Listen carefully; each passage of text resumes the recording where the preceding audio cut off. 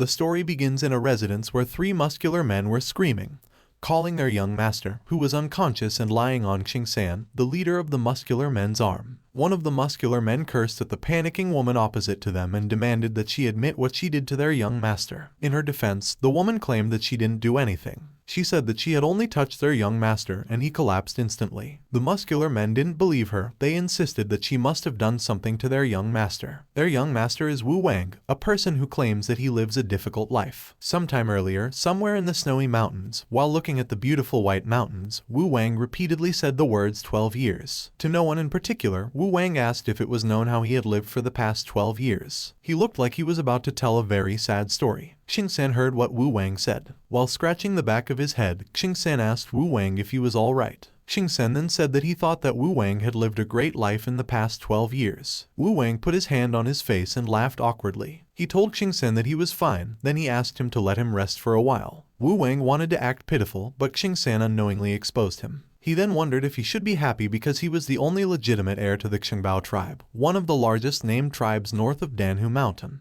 Wang peeked at the shining, proud muscular man behind him. He honestly didn't know if the heavens wanted to reward or punish him by giving him memories of his previous glorious life. Remembering the time when he was dancing under a disco ball with girls in his arms, he emphasized the word glorious. In that primitive world where he was reborn, there was no internet, no electronic entertainment, or even any paper books around. While he was forming what seemed to be a phone and a book using his ice magic, Wang thought of the personal entertainment in his current world. With a panicked expression on his face, Wang said that the men and women in that world were all weird. He explained that as it was a primitive society, everyone was open-minded about their sexual relationships. Single men and women copulated everywhere and all the time. But once they get married, they become very loyal to each other. The whole tribe, from the leader to the soldiers, practices monogamy. Though everything seems fine, when they start courting, the tribe will hold a courtship gathering once every 3 years. Young single women will use their specially made clubs to knock out the men they like and bring them back home. After working hard together all night, they come out the next day and become husband and wife, a simple marriage that starts with a simple club. Wang is thankful that even though it's a custom, the men and women reach an agreement beforehand and do it as part of the procedure to get married. And even if someone is forced, most of the men will run away during the night. Wang looks at his subordinates who are having a hard time killing a small flying insect. He then thinks to himself that maybe their customs should be changed. He remembers that the men weren't slow-witted before they got whacked, so he's thinking of regulating how hard the women hit the men with the clubs. Wang suddenly gets depressed. He thinks that their custom is good, but he can't help but wonder why he, the young master, has some kind of illness. He doesn't remember having a problem when he was young, before he was 7 to 8 years old. Wang's thoughts are interrupted when he hears the sound of a horn. Xingsan orders his men to pay attention because the horn has been blown. Wang tells Xingsan that the patrolling scouts must have found something that's not that serious, saying that the horn is not that loud and that there's only one smoke signal. Wang initially thought it was some dangerous beasts. He then orders Xingsan to check what's happening. Xingsan bows as he acknowledges Wang's order. While waiting, Wang suddenly remembers that when he was still a child, his grandmother showed him a smoke signal. His grandmother then told him that Dawang is not safe and that humans are not the lords of the land. On that grass plain north of the mountains, only 2 out of 10 named tribes are controlled by humans. The 100 tribes mix together. Most of them gain human forms after they become self-aware. Although their Xingbao tribe is strong, the dangers from the plains continue to threaten them. The beast threat is far from gone. Wang's grandmother put her hands on Wang's cheeks, then she told him that he must remember the horn and the smoke signals. Wang came back to his senses when Xingsan informed him that through eagle eyes, he saw a group of 100-year-old Zhujians chasing something 100 li away. Xingsan then asked Wang if he wanted to have a go at them. Wang yawned and said that he's not interested. Xingsan reminded Wang that he will be the leader of their tribe in the future. He then told Wang that he should show his combat prowess frequently so those bastards wouldn't be so full of themselves. Wang realized that what Xingsan said makes sense. He decided to do it since it's for the stability of their tribe and for his parents not to lose face. The moment Wang ordered Xingsan to bring his carriage over, a carriage that was being pulled by big white 4-legged beasts quickly arrived. While they were on their way toward the group of Zhujians, Xingsan told Wang that the Zhujians were chasing 3 cultivators from the human realm. When Wang asked him if he's sure, he immediately said that he's certain. He said that the women fight while wearing dresses, and that they use flashy techniques that throw toothpicks around. They don't look strong, and their flying equipment must have been destroyed because they are running around like rats. Thinking that those cultivators couldn't last for long, Xingsan asked Wang if they should save them. Wu Wang quickly said yes. He told Xingsan that his father once said that they should try to save any humans in danger. Xingsan was shocked by their young master's response. He smiled, then told his men that their young master is going to fight. He ordered them to look carefully, and to tell everyone what they saw 100 times when they get back. Meanwhile, on the other side of the mountain, the 3 cultivators, 2 women, and 1 man, were still being chased by the group of Zhujians. The younger woman was crying. She was certain that they were doomed, that they were all going to die. Lin Suking, who was wearing a green dress, told her clan brother and sister that they should go first and that she would stall the Zhujians. Suddenly, Lin Suking noticed a movement above them. When she looked up, she saw some shining things falling from the sky. She recognized that it was the Star Wish technique, but she thought that it was impossible. Wu Wang stood on top of the mountain, a magic circle forming around his arm. He then used the Star Wish technique, creating a great ice rain. Multiple ice shards formed in the sky and immediately rained down on the Zhujians, killing them all in mere seconds. Wu Wang and his tribesmen started going back to their tribe along with the 3 cultivators who had been put inside a cage. The male cultivator said to the younger woman that they had barely escaped the beasts, but had ended up in the den of tigers. He wondered if Wu Wang's tribe, which he referred to as barbarians, would eat them. The younger woman told the man that she had heard of humans who had wandered off the human realm to compete with the 100 tribes for survival. She mentioned that they had learned various mystifying techniques from the 100 tribes. The man said that he had heard about it too. He mentioned that the technique Wu Wang used was definitely the Star Wish technique used by the human tribes from the northern wilderness. Lin Suking said that Wu Wang looked younger than 15, and normal people only start learning cultivation techniques at that age. The man hugged the woman wearing a pink dress. While shaking, he said that the Star Wish technique was similar to their 5-element techniques. Even though it was strong, it shouldn't be that powerful. Lin Suking concurred with the man, saying that all their seniors would have promoted the Star Wish technique of the northern wilderness in the human realm. She then reminisced about the time when Wu Wang had ordered his men to take them before going back. The younger woman wailed, saying that they couldn't be captured just like that and have their lives determined by Wu Wang's tribe. Lin Suking agreed, but their clan was too far away, so they couldn't save them. And the cage wouldn't budge even when she used all her strength. She wanted to ask her clan brother something, but she couldn't help but freeze when she turned around and saw what her clan brother and sister were doing.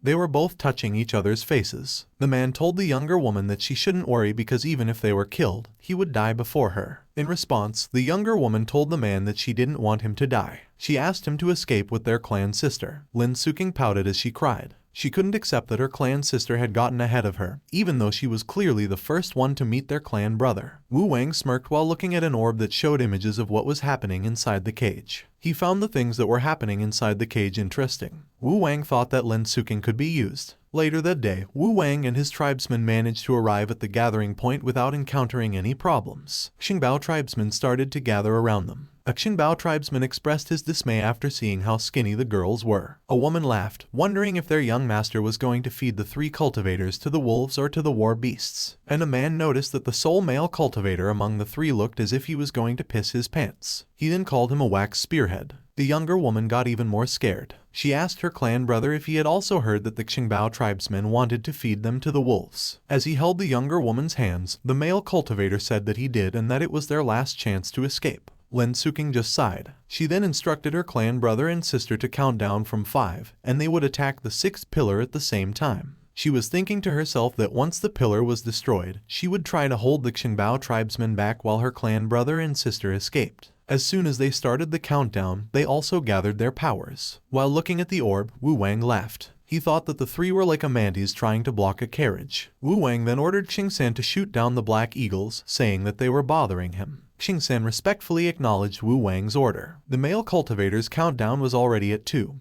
but he stopped when Lin Suking suddenly asked what she was seeing. The Xingbao tribesmen prepared their huge crossbows and aimed them towards the black eagles. Xingsan told his men that they should show those noisy black eagles what they had. The black eagles panicked, seeing that a huge arrow was coming their way. Xingsan scolded his men for not hitting the target, asking them if they were trying to shoot at their grandmother's house. Simultaneously, after seeing how powerful the crossbows were, the male cultivator counted from 2 to 4. He looked pale and dazed while asking Lin Suking if he should continue counting. Lin Suking told him to forget about it. She became certain that they wouldn't be able to escape. She said that they could only hope that Wu Wang had a kind heart. Moments later, inside a luxurious tent, the 3 cultivators stood in front of Wu Wang, who was sitting comfortably. The male cultivator was trying his best to stop himself from shaking. Wu Wang told them to relax, saying that since he had already saved them, he wouldn't kill them. He then said that the main cultivation routes for people in the human realm are spirit cultivation and body cultivation. Seeing that their bodies looked weak, Wang guessed that they must be spirit cultivators. The eldest sister confirmed that they were indeed spirit cultivators. Spirit absorption, key gathering, origin returning, core condensation, those are the most common cultivation levels in the human realm before the golden core stage. Since they were unable to walk in the air, Wang thought that their cultivation level must be lower than the golden core. He asked Lin Suking if she was in the core condensation stage. Lin Suking informed Wang that she was the eldest among the three. She humbly said that she was only at the middle stage of the origin returning realm. Lin Suking then asked Wang to forgive her for not meeting his expectations. But she couldn't help but feel insulted when Wang plainly told her that she was too weak. With an amused expression, Wang said that he couldn't believe that the three cultivators had tried to explore the northern wilderness when they were so weak. He asked them if they were looking for something. While cracking her knuckles, Lin Suking informed Wang that they had taken a boat there and spent 3.5 years to find the legendary spiritual bird Bai, so they could make a pill with its core to treat their clan elder. The male cultivator told Lin Suking that she shouldn't tell Wang everything. Wang told the three that he had some inner cores of Bai and that he could give them one. The three looked cheerful while asking Wang if he was sure that he would give them an inner core of a Bai. Wang told them that he had saved their lives and would give them an inner core, so he needed one thing in return. He needed one of them to stay back and serve him for 6 years. Wang said he would give the other 2 people the inner core and some allowances. Then, he would get someone to escort them to a place where they could take a boat home. Lin Suking exclaimed, not knowing what to say. The male cultivator was about to say that he would be the one to stay and serve Wang. But the younger woman stopped him. She cried as she told the male cultivator that he shouldn't. Seeing her clan sister and brother's unwillingness to be apart from each other, Lin Suking made up her mind. She volunteered to stay back. Wang asked the male cultivator if he wasn't going to insist on staying back since he was the only man in the group. But instead of feeling shame, the male cultivator did something no man would do. He bowed his head, thanked Lin Suking, and then asked for forgiveness. He told Lin Suking that they would go back and save their master first and wait for her return. Lin Suking didn't look back or say anything. 10 hours later, inside the luxurious tent, Lin Suking was confused about what Wang meant when he said he needed a servant. She wondered if what she was thinking was right. But Wang was not making any moves, so Lin Suking started to think that Wang wanted her to take the initiative. While she was taking off her dress, Lin Suking asked Wang to be gentle with her. Wang stared at Lin Suking's body, thinking that it was a pity. He wished he were normal and didn't have that strange illness. Wang crossed his arms and then asked Lin Suking if she was trying to take advantage of his body. Lin Suking got confused, but Wang simply told her to properly put on her clothes because he needed her for something else. Wang then clapped his hands and invited Qingsan and his men to come in. 4 muscular men imposingly entered the tent. Lin Suking quickly covered herself and moved back. She told Wang that she would rather die than satisfy his disgusting fetish. Wang positioned himself between the muscular men.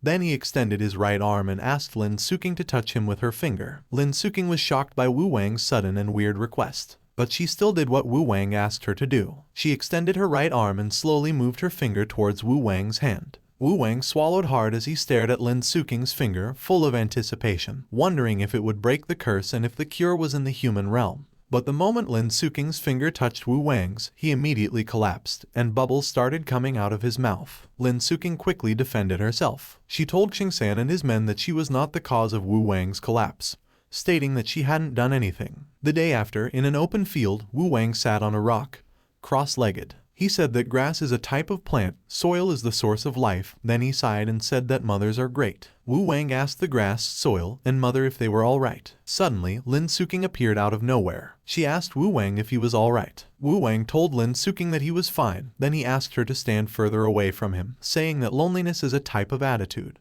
Lin Suking said that she didn't think that type of illness really existed. She asked Wang if it meant that he couldn't touch any women. Wang informed Lin Suking that until she touched him, he thought that his illness was only applicable to the women from the northern wilderness. Wang couldn't help but feel sad, thinking that he could never touch a woman from any place. Lin Suking told Wang that even in the human realm, she had never heard of such an illness. Wang told her that he calls his illness the women-triggered somnolence. Curious, Lin Suking asked Wang if he was born with that illness. Wang informed Lin Suking that it isn't and that it wasn't an issue until he turned 7. Lin Suking suddenly became excited. She leaned towards Wang while asking him if something happened to him when he was 7 and if he had a trauma. Wang panicked. He ordered Lin Suking to stay back, threatening her that he'll freeze her if she doesn't. Wang activated his Star Wish technique. He said that the only thing that happened is that he started learning the Star Wish technique when he was 7. Wang thought to himself that there were thousands of shamans who learned the Star Wish technique in their tribe, so he couldn't understand why he was the only one who caught the illness. He was forced out of his thoughts when someone suddenly called him. Then he heard 2 more voices calling him. When he looked behind him, he saw 4 women standing behind his grandmother,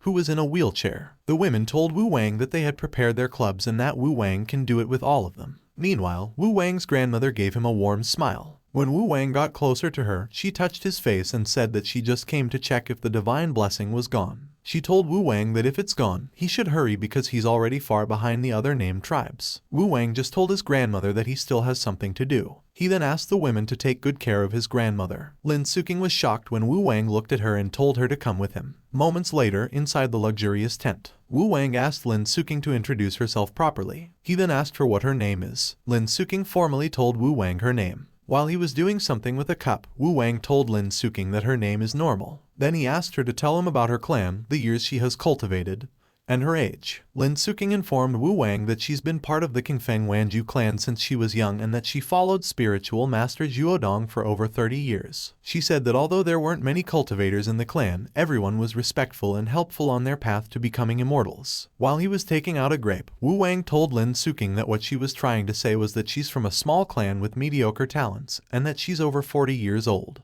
Lin Suking couldn't help but cry. She said that as long as she entered the core condensation realm, she could live for 1,000 years. She was about to say something about being 40, but her words got cut off when Wang tossed the cup towards her. Lin Suking caught the cup with her hands. She was confused as to why Wang would suddenly give her that cup. Wang told Lin Suking that she needed to stay by his side for the next 6 years. He said that he would give Lin Suking her just remuneration and that she didn't need to do anything that required her to take off her clothes. He said he just needed her to help him test some cultivation theories, and to tell him about the human realm in detail. Wang then offered Lin Suking a drink, saying that she needed it. Lin Suking thanked Wang as the wine floated into the air and flowed towards the cup she was holding. Wang leaned back on his couch, then he informed Lin Suking that her clan brother and sister had left during the night. He said that they were lucky because a boat from the human realm was passing by. Wang told Lin Suking that her clan brother was so desperate to leave that he might even carry the boat home if it sailed too slowly. Lin Suking stared at the cup of wine in her hand. Then she drank the wine like a drunkard. She seemed to have lost all her etiquette after hearing about her clan brother. After drinking the wine, Lin Suking wiped her mouth with her dress. She asked Wang if it was funny. She said that she had not achieved anything even after many years of cultivation. While she was wobbling, Lin Suking said that she had spent many years training her clan brother only for him to leave her like that. She told Wang that no one in their clan even cared about her master's injury. Lin Suking cried, saying that she's the worst. Wang awkwardly told Lin Suking that she's kind of right in that regard. Lin Suking broke down. She screamed about all her shortcomings in life. Being stuck at the middle stage of the origin returning realm when she's over 40 years old. Blasting the cauldron after learning alchemy for so many years. Not having as much spiritual ki as her newly admitted clan sister. She said that all of those things are the worst. Lin Suking leaned on a vase and then said that taking all the burdens alone and not knowing how to rely on her clan brother is the worst. Letting her clan brother think that she's a burden is the worst. Wang looked like he felt bad for Lin Suking. He asked her how she's able to get drunk as a cultivator of the origin returning realm. Lin Suking cried even more. She's just a normal cultivator, so she wondered if she's really that bad.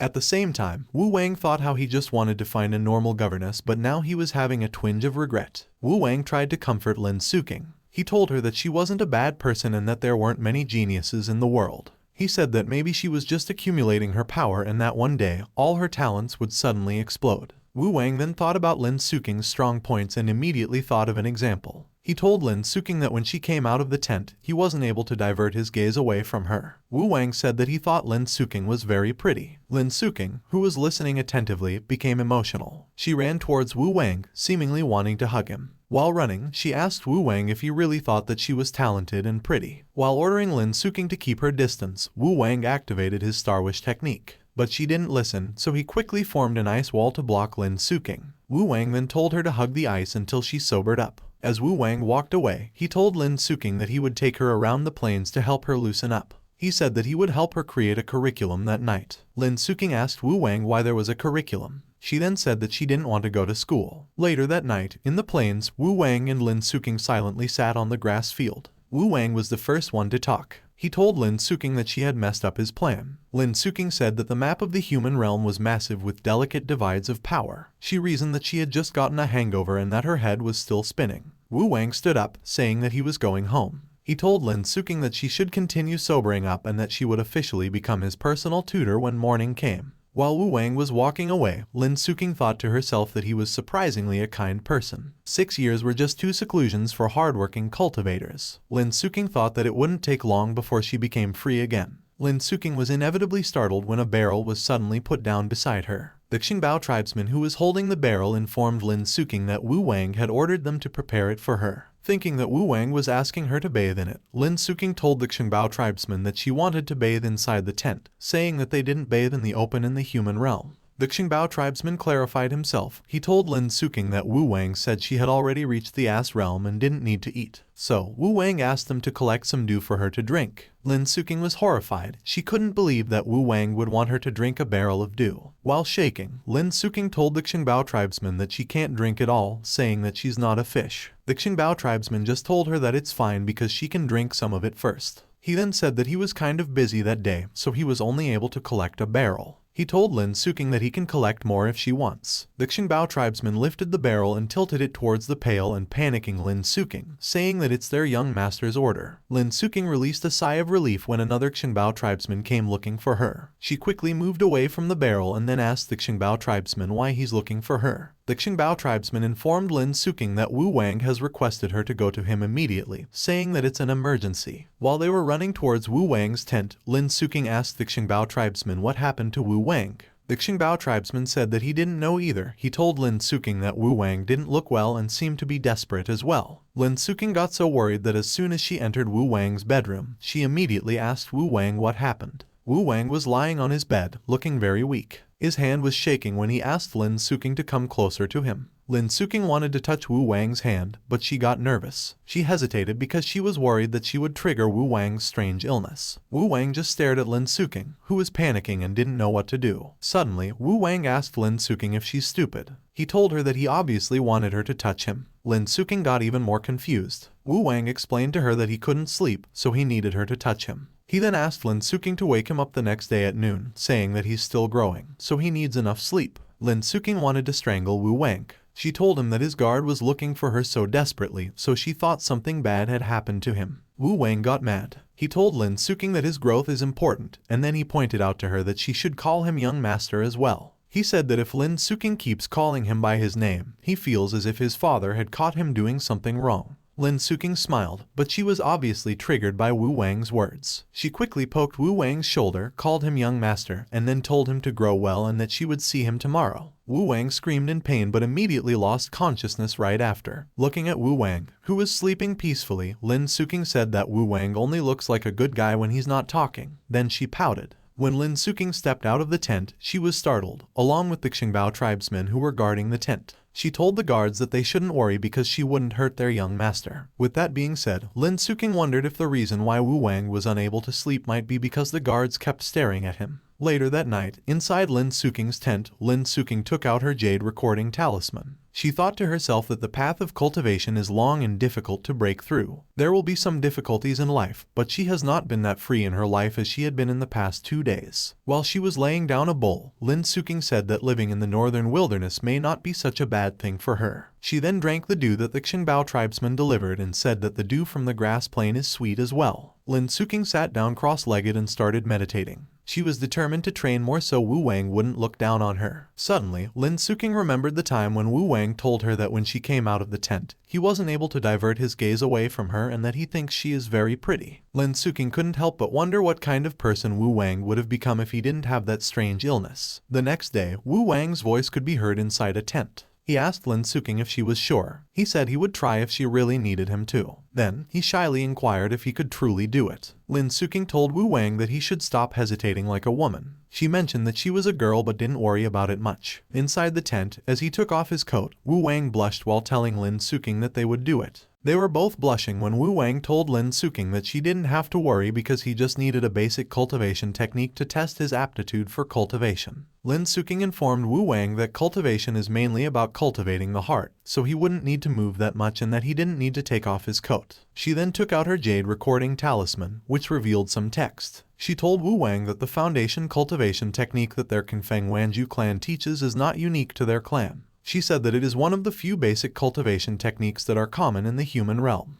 After reading the text revealed by the jade recording talisman, Wu Wang thought to himself that it wasn't bad because it was basic and simple to understand. Lin Suking said that only the greater clans possess their own foundation cultivation techniques, and after their disciples become stronger, they let them learn higher grade cultivation techniques. Lin Suking scratched her cheek and informed Wu Wang that she had sworn a heart demon oath, so she cannot teach him the advanced cultivation technique Wanju Qingxin art. Wu Wang told Lin Suking that it's fine, then he asked her to start immediately, saying that he can't wait to start cultivating. Lin Suking smiled. She didn't expect Wu Wang to be that excited about the cultivation techniques from the human realm. Wu Wang was determined to find a way to treat his strange illness. He wanted to have fun for several years before his marriage. While she was taking out a cushion, Lin Suking told Wu Wang that he would need to meditate for a long time, so choosing a comfortable cushion is necessary for cultivation. Wu Wang suddenly shouted and asked his men to bring him his father's jade cushion. He pointed out that he wanted the jade cushion and not the book. Lin Suking got worried and told Wu Wang that he didn't need such luxuries in life. She wanted to say that jade is too hard and not suitable for cultivation, but her words were cut off when a Qingbao tribesman arrived, carrying the jade cushion. Lin Suking cursed. In a loud voice, she asked Wu Wang if it was a jade cushion made with 1,000-year warm jade on the inside and a 10,000-year black ice core on the outside. Wu Wang told Lin Suking that it is indeed what she just described.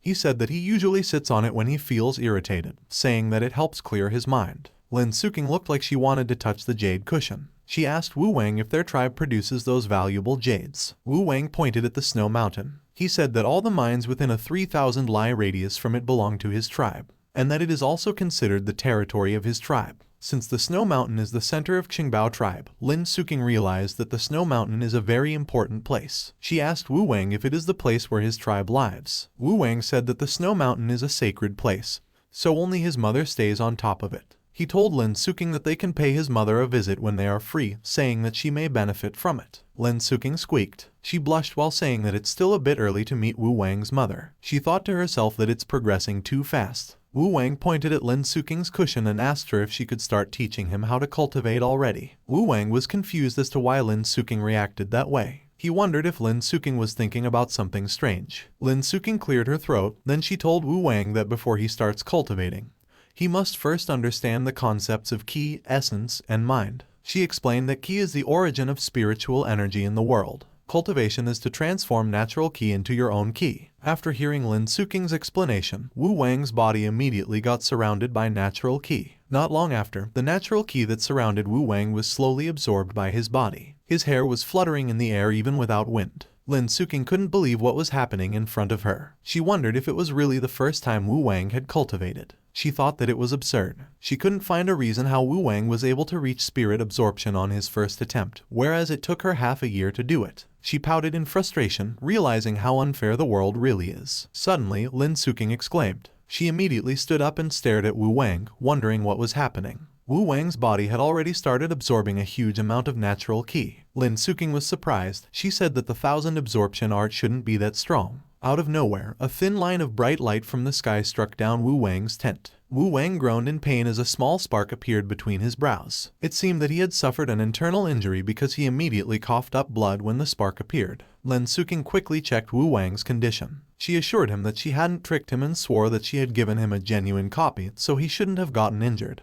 Wu Wang assured Lin Suking that he was fine and said that his Qi seemed to have deviated. He asked Lin Suking if she was sure that she hadn't learned a fake technique. Lin Suking told Wu Wang that it was impossible because they used the 1,000 absorption art to build their foundation, and it was impossible to do so with a fake technique. Wu Wang moved off the jade cushion and asked Lin Suking to cultivate and show him her spiritual energy so he could see how it worked. Lin Suking sat on the jade cushion and immediately felt that it stabilized her mind and dramatically increased her spiritual sense. She thought that if she had had that cushion back then, she could have reached the spirit absorption realm in 3 months. Wu Wang squatted beside Lin Suking and observed that there wasn't much of a difference at the start. The only difference he found was that Lin Suking's cultivation didn't draw the power of the stars. Wang sat on his couch and wondered if the power of the stars or the Star Wish technique was rejecting the cultivation technique from the human realm. Outside the tent, the guard started gossiping. The guard in a polo shirt informed the guard in a sleeveless shirt that their young master and Lin Suking had been at it for 4 whole hours. He said that he was curious if something had happened.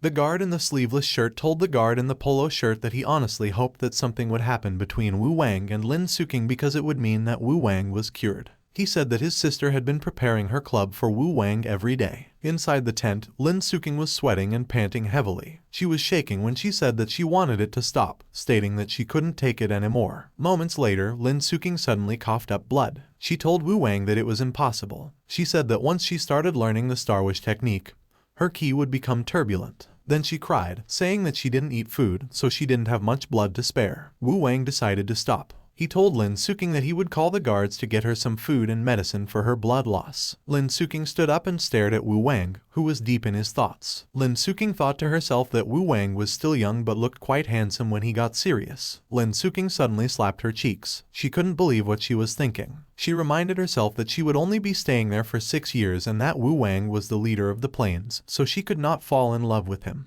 And then she laughed. She was convinced that she had just lowered her guard because of Wang's strange illness. Wang noticed Lin Suking's strange movements. He couldn't help but ask her what was wrong and if it was a side effect from the training. Lin Suking turned her back to Wang and didn't respond. She wondered if she should really help Wang cultivate and cure his illness. Lin Suking was afraid that she would be in danger if Wang got cured. Wang exclaimed. He seemed to have thought of something. He asked Lin Suking to confirm if the cultivation technique of the human realm focuses on essence, ki, and mind. And if they refine essence and cultivate ki, then use ki to draw out the mind before returning it to the Taixu to achieve divinity and increase their lifespan. Lin Suking confirmed that Wang was right. While reaching out for something, Wang wondered if his understanding was wrong. Suddenly, he took out a wooden piece of furniture and dropped it in front of Lin Suking. While Lin Suking was still recovering from being startled, Wang asked her if the people from the human realm have a unique understanding of the Star Wish technique. Lin Suking was still shaking when she told Wang that they only have a few records about the Star Wish technique. She said that the common understanding about the Star Wish technique is that the shamans pray to the goddess of the stars to obtain the power of the stars, which can be used to control the wind, frost, snow, rain, and lightning. Wang started to wonder if the goddess of the stars really exists,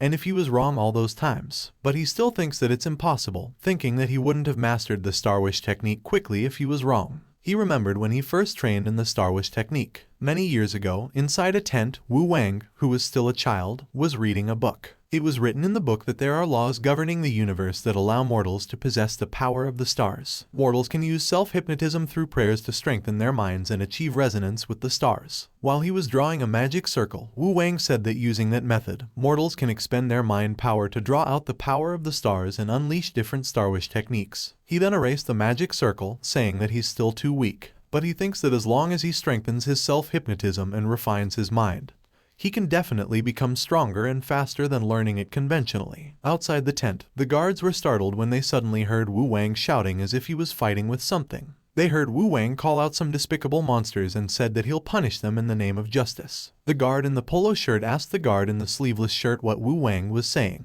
The guard in the sleeveless shirt told the guard in the polo shirt that Wang was probably talking in his sleep. He then said that Wang is amazing, thinking that Wang was dreaming about something awesome. Inside the tent, Wang was using a cloth as a cape. He was posing in front of a nice mirror while saying that he is the Star Ultraman Wang. Starting from that day, Wang diligently used his time to fight against his imaginary enemies, strengthening his self-hypnotism. Back in the present, Wang shuddered as he realized that what he was doing was extremely embarrassing. He then stated that, in theory, the Star Wish technique only trains the mind, so he needs to supplement it with the essence and ki from the cultivation technique of the human realm if he wants to become stronger and increase his lifespan. Wang asked Lin Suking to check if the Star Wish technique is rejecting the cultivation technique of the human realm. Lin Suking told Wang that there was nothing wrong with her ki, but the power of the stars kept interrupting its flow. She said that it was definitely the power of the stars that caused it. Wang ordered Lin Suking to stay away from him, saying that he needed to check something. Out of nowhere, Wang asked Lin Suking if the two of them really met 2 days ago. Lin Suking was confused but still answered Wang's question, saying yes. Wang suddenly snapped his fingers. Lin Suking exclaimed as the guards quickly entered the tent and positioned themselves in front of Wang.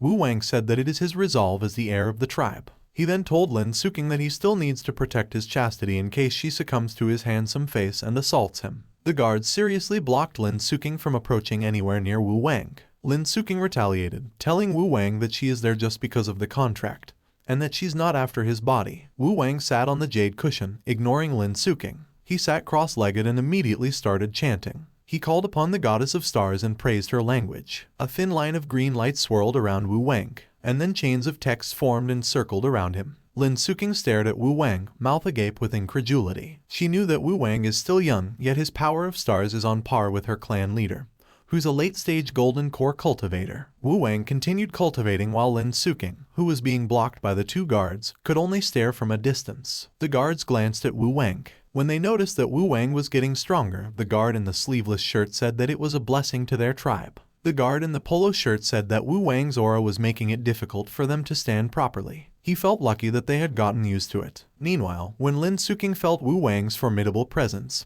she was reminded of the time when the elders of the great clan had visited. The guards returned their attention to Lin Suking. The guard in the sleeveless shirt told the guard in the polo shirt that they would attack if Lin Suking made any sudden moves. The guard in the polo shirt said that he would grab Lin Suking's neck while the guard in the sleeveless shirt gave her a backbreaker. 2 hours later, Lin Suking stood still and looked at Wu Wang, but the guards still focused on her. They were willing to do anything for Wu Wang. 10 hours later, the guard in the sleeveless shirt wondered if Lin Suking was asleep. He looked and sounded like he wanted to have some rest. But the guard in the polo shirt told him that Lin Suking was just faking it, saying that she would attack when they let their guard down. 3 days later, the guard in the sleeveless shirt swung his blade using both of his hands. He screamed, asking someone to check out his heaven-splitting slash. A sound of something being cut was heard inside the tent. The guard in the polo shirt inspected the sliced watermelon. He was amazed, saying that it was a big improvement. Lin Suking clapped her hands and praised the guard in the sleeveless shirt, saying that the martial techniques from the human realm become stronger with control. While giving Lin Suking a slice of the watermelon, the guard in the polo shirt asked her if she knew when Wu Wang would wake up. He said that it had been 3 days and that Wu Wang had never trained for that long. While eating, Lin Suking told the guard in the polo shirt that they should just wait it out. She said that Wu Wang's presence was still overwhelmingly strong, so they didn't have to worry. Meanwhile, Wu Wang suddenly opened his eyes. He was in the Milky Way inside his mind, sitting cross-legged in front of a harp. Stars could be seen twinkling from a far distance. He stared at the harp, wondering what went wrong, looking for a reason why it was rejecting other cultivation techniques. Every string on that harp is a starwish technique. Wu Wang became a greater star seer at 12 because his grandmother is their tribe's chief shaman. In the hierarchy of the shamans, star seers are above the shamans, greater shamans, seers, and greater seers. The greater star seers are second only to the moon seers, and only the sun seers are qualified to obtain their own title. There are only 7 sun seers in the whole northern wilderness, and moon seers are qualified to become the chief shamans of any major named tribes. Since he had become a greater star seer, Wu Wang thinks that there's nothing wrong with his cultivation technique. But he couldn't understand why the power of stars stops him every time he tries to practice the cultivation technique from the human realm. The basis of each cultivation technique is to resonate with the laws of the universe. Once a cultivator resonates with a law of the universe, he can use that law to control the relevant spiritual energy and execute a spell. Whether it is the power of stars or the power of the 5 elements, they are, in the end, the spiritual energy of the world. Wu Wang exclaimed. He was thinking that maybe the thing that is stopping him from learning the cultivation technique of the human realm is the flaw behind the Starwish technique. Wu Wang stopped inspecting the harp. He spread his arms and let his body get carried along by some kind of force. He wondered if a powerful Starwish cultivator set a limitation to the technique, or if the law itself is in conflict with the human realm's cultivation technique. Wu Wang's illness appeared at the same time he learned the Starwish technique. His grandmother and mother had called it a blessing from the star goddess. Wu Wang asked himself if his illness is related to the Starwish technique instead. While he was drifting, Wu Wang felt that his mind was becoming stronger. He felt really comfortable because of it. He thinks that he's getting closer to the laws governing the stars. Wu Wang sat up when he suddenly got an idea. The power of stars can train the mind. Wu Wang wondered if he could temper the body with the stars if he used the cultivation technique of the human realm to absorb the power of the stars as spiritual ki and revolve it inside his body. Wu Wang couldn't help but shudder in excitement. However, everything was still a theory, so he told himself not to get too excited about it. He was not willing to risk his life, so Wu Wang decided to use a tiny bit of star power first. He thought that it shouldn't be able to endanger his life. Wu Wang steeled himself and thought to himself that nothing would stop his path, and that his will would shape the world. Using his name, Wu Wang commanded the power of the stars to come to him. Suddenly, Wu Wang found himself in a different place. At first, he wondered where he was, but then he stopped caring and quickly looked for the law that prevented him from cultivating. The moment he saw a gray string, he immediately moved towards it. He wanted to see what kind of law it was. He managed to grab the gray string. However, the gray string wrapped itself around Wu Wang. He wondered if the stars were summoning him. He felt confused as the gray string dragged him somewhere. The Milky Way inside the mine could be seen but not touched, so he couldn't understand why the string was pulling him towards it. Moments later, Wu Wang realized that he was being pulled closer to a black sphere. He couldn't help but ask himself if it was a black hole. Then, he noticed that the black sphere seemed to be an exit. He wondered where it would lead him. The black sphere expanded as Wu Wang was about to enter it. When he had crossed to the other side, the string immediately dissipated. Wu Wang immediately looked around, and the first thing he saw was the palace behind him. Out of nowhere, Wu Wang heard a voice. The voice told him that he was in the place where the Star Wish technique originated, and that it contained all the answers to the law of the stars. Wu Wang saw a woman suddenly appear in front of the palace. He stared at the woman, but he couldn't see her clearly due to the distance. While asking her who she was, Wu Wang moved closer to the woman. Wu Wang asked the woman to wait. He wanted to know if he was in the divine palace of the stars. Simultaneously, outside Wu Wang's tent, lightning struck down from the sky. Lin Suking and the guards were alarmed. They immediately went out of the tent to check what was happening. They looked up as soon as they got out of the tent. After sensing the lightning's destructive force, Lin Suking couldn't help but ask if it was divine retribution. When the lightning was about to strike down on the tent, Lin Suking shouted at Wu Wang, telling him to run. She covered herself and then realized that it was already too late. Inside the tent, Wu Wang woke up. He reached out and screamed, calling for his mom. Meanwhile, in the palace where Wu Wang's consciousness was pulled into while she was activating her Star Wish technique, the woman expressed her disbelief at how much trouble Wu Wang had given her. Going back to the tent, a woman appeared out of nowhere and blocked the lightning using her bare left hand. The guards blushed, their mouths opened wide while they stared at the woman above the tent. Lin Suking got confused when the guards suddenly bowed down and put their right fists on the ground. While she was handling the divine retribution, the woman above the tent asked someone named Bear to meet her at her residence. Then she slowly disappeared. Lin Suking couldn't help but ask if the woman was a goddess. The guard in sleeveless attire informed Lin Suking that the woman was their tribe's matron, the pride of their people. Wu Wang stepped out of the tent while muttering to himself. He had a lot of questions about the stars, the palace, and his mother. The guard in a polo shirt ran towards Wu Wang.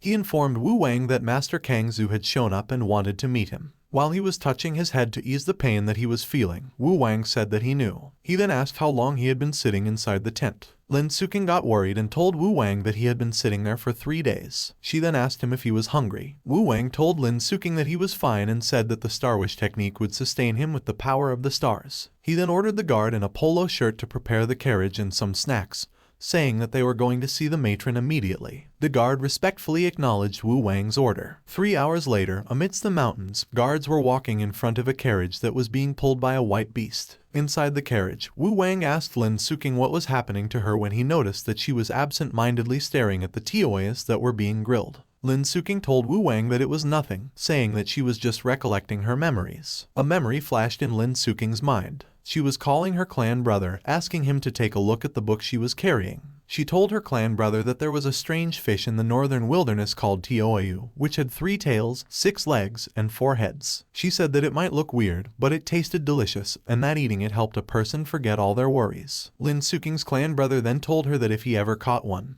he would put it in the lotus pond in front of her house. Lin Suking was touched by her clan brother's words. She was about to confess her feelings toward her clan brother, but her clan brother suddenly said that it was time for him to go and cultivate. He told Lin Suking that he would see her again in 1 year. He then ran hurriedly, leaving some of the scrolls in shambles. Lin Suking cried as she realized that it was unrequited love all along. She said that she should have noticed when her clan brother avoided her at that time. She informed Wu Wang that legend has it that eating the Tioayu will make people forget their worries. She then said that she didn't expect to see one being grilled there. Wu Wang told Lin Suking that they ate it every day. As if to mock her, he said that they must eat it since it made them happy. While looking at the grilled Tioyas, Wu Wang couldn't help but think that they looked as if they were captured from the radioactive waters of the Japanese Sea. He really didn't want to eat it, but he didn't have a choice. Wu Wang invited Lin Suking to eat with him. He told her that he had already eaten them for 8 years and assured her that it might look weird, but it wasn't poisonous. Lin Suking told Wu Wang that she had practiced Bigu for a long time, and that it symbolizes a precious memory of hers, so she wouldn't eat it. Wu Wang was poking Lin Suking's cheek with the grilled Tioayu when he asked her to try one. He told her that he'd stop if she took a bite. Lin Suking gave in and agreed to Wu Wang's offer. A few moments later, Lin Suking leaned on the carriage and burped. The rock near her was littered with a lot of Tioyu bones. Wu Wang spat out a Tioyu bone and said that he wanted to try the food of the human realm. Lin Suking complained, saying that she was already full after eating a lot of Tioyas, but she was still depressed. Wu Wang told Lin Suking that she had at least been able to forget her worries while she was eating the Tioyas. He then praised Lin Suking for her appetite. Lin Suking immediately wiped her mouth with her armband. She told Wu Wang that they shouldn't talk about it. To quickly change the topic, she asked Wu Wang why he brought her along when he was meeting his mother. Wu Wang told Lin Suking that his mother lived at the peak of the snow mountain and that he had brought her so she could explain how he had obtained the cultivation techniques of the human realm. He then said that Lin Suking would take the blame if necessary. Lin Suking smiled, saying that she understood. She stopped asking questions, as if Wu Wang had already told her what she needed to know. Moments later, Lin Suking felt that something was wrong. She tried to recall what Wu Wang had just told her. After their short break, they continued their journey towards the snow mountain. Lin Suking asked Wu Wang if his mother was a legendary divine goddess who was one of the true rulers outside the human realm.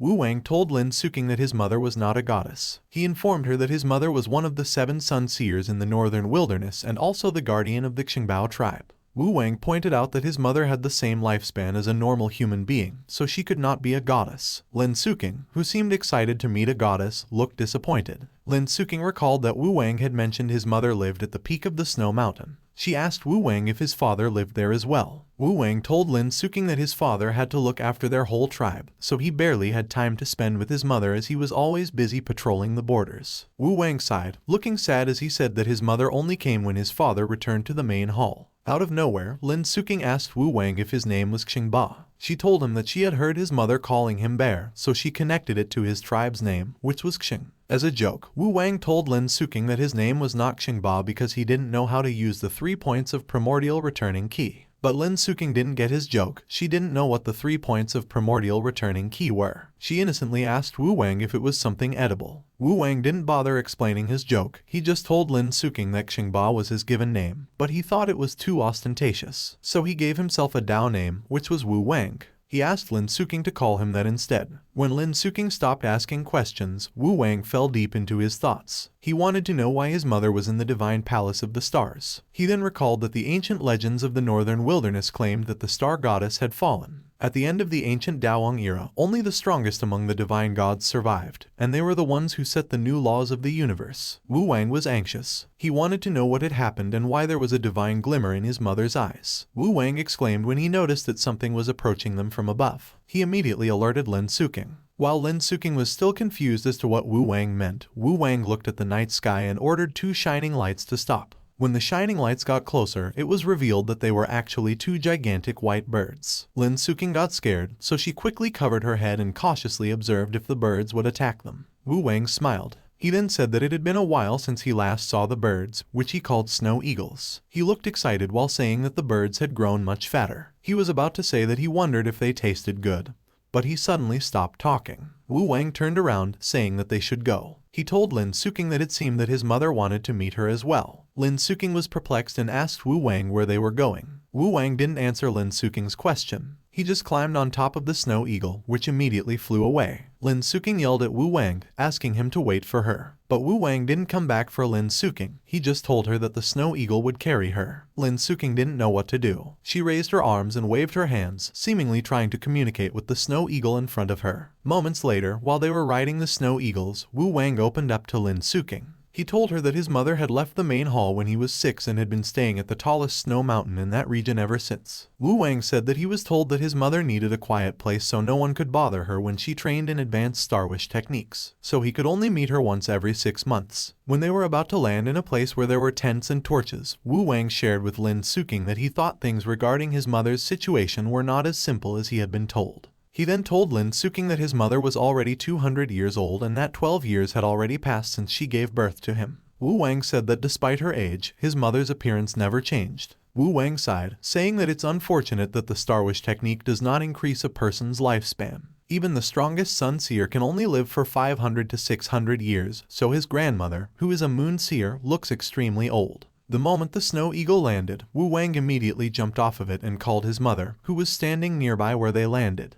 With a cheerful expression on his face, Wu Wang spread his arms and ran towards his mother. He asked his mother if she missed him. Wu Wang's mother, Kang Zhu, threw some snow towards Wu Wang. She asked Wu Wang how he managed to get into the divine palace of the stars. She told her son that it's too dangerous and that he could have died back then. Wu Wang scratched the back of his head. He told his mother that it's a long story and that he's fine, so she shouldn't worry. He then said to his mother that he wants to introduce her to his new governess. Wu Wang apprised his mother that Lin Suking is a powerful cultivator from the human realm and that she's at the middle stage of the origin returning realm. Lin Suking blushed and covered her face while introducing herself to Wu Wang's mother. In her mind, she was cursing Wu Wang. Lin Suking was embarrassed because Wu Wang told his mother that she is powerful. Wu Wang introduced his mother to Lin Suking and told her that his mother's Sun Seer title is Kanglingjitsu, and that people usually call his mother Kang Zhu. Lin Suking bowed her head while saying that she's pleased to meet Kang Zhu. Kang Zhu asked Lin Suking to relax. She then said that it's cold and windy there, so they should go inside and talk. Lin Suking panicked and hurriedly told Kang Zhu that it's fine,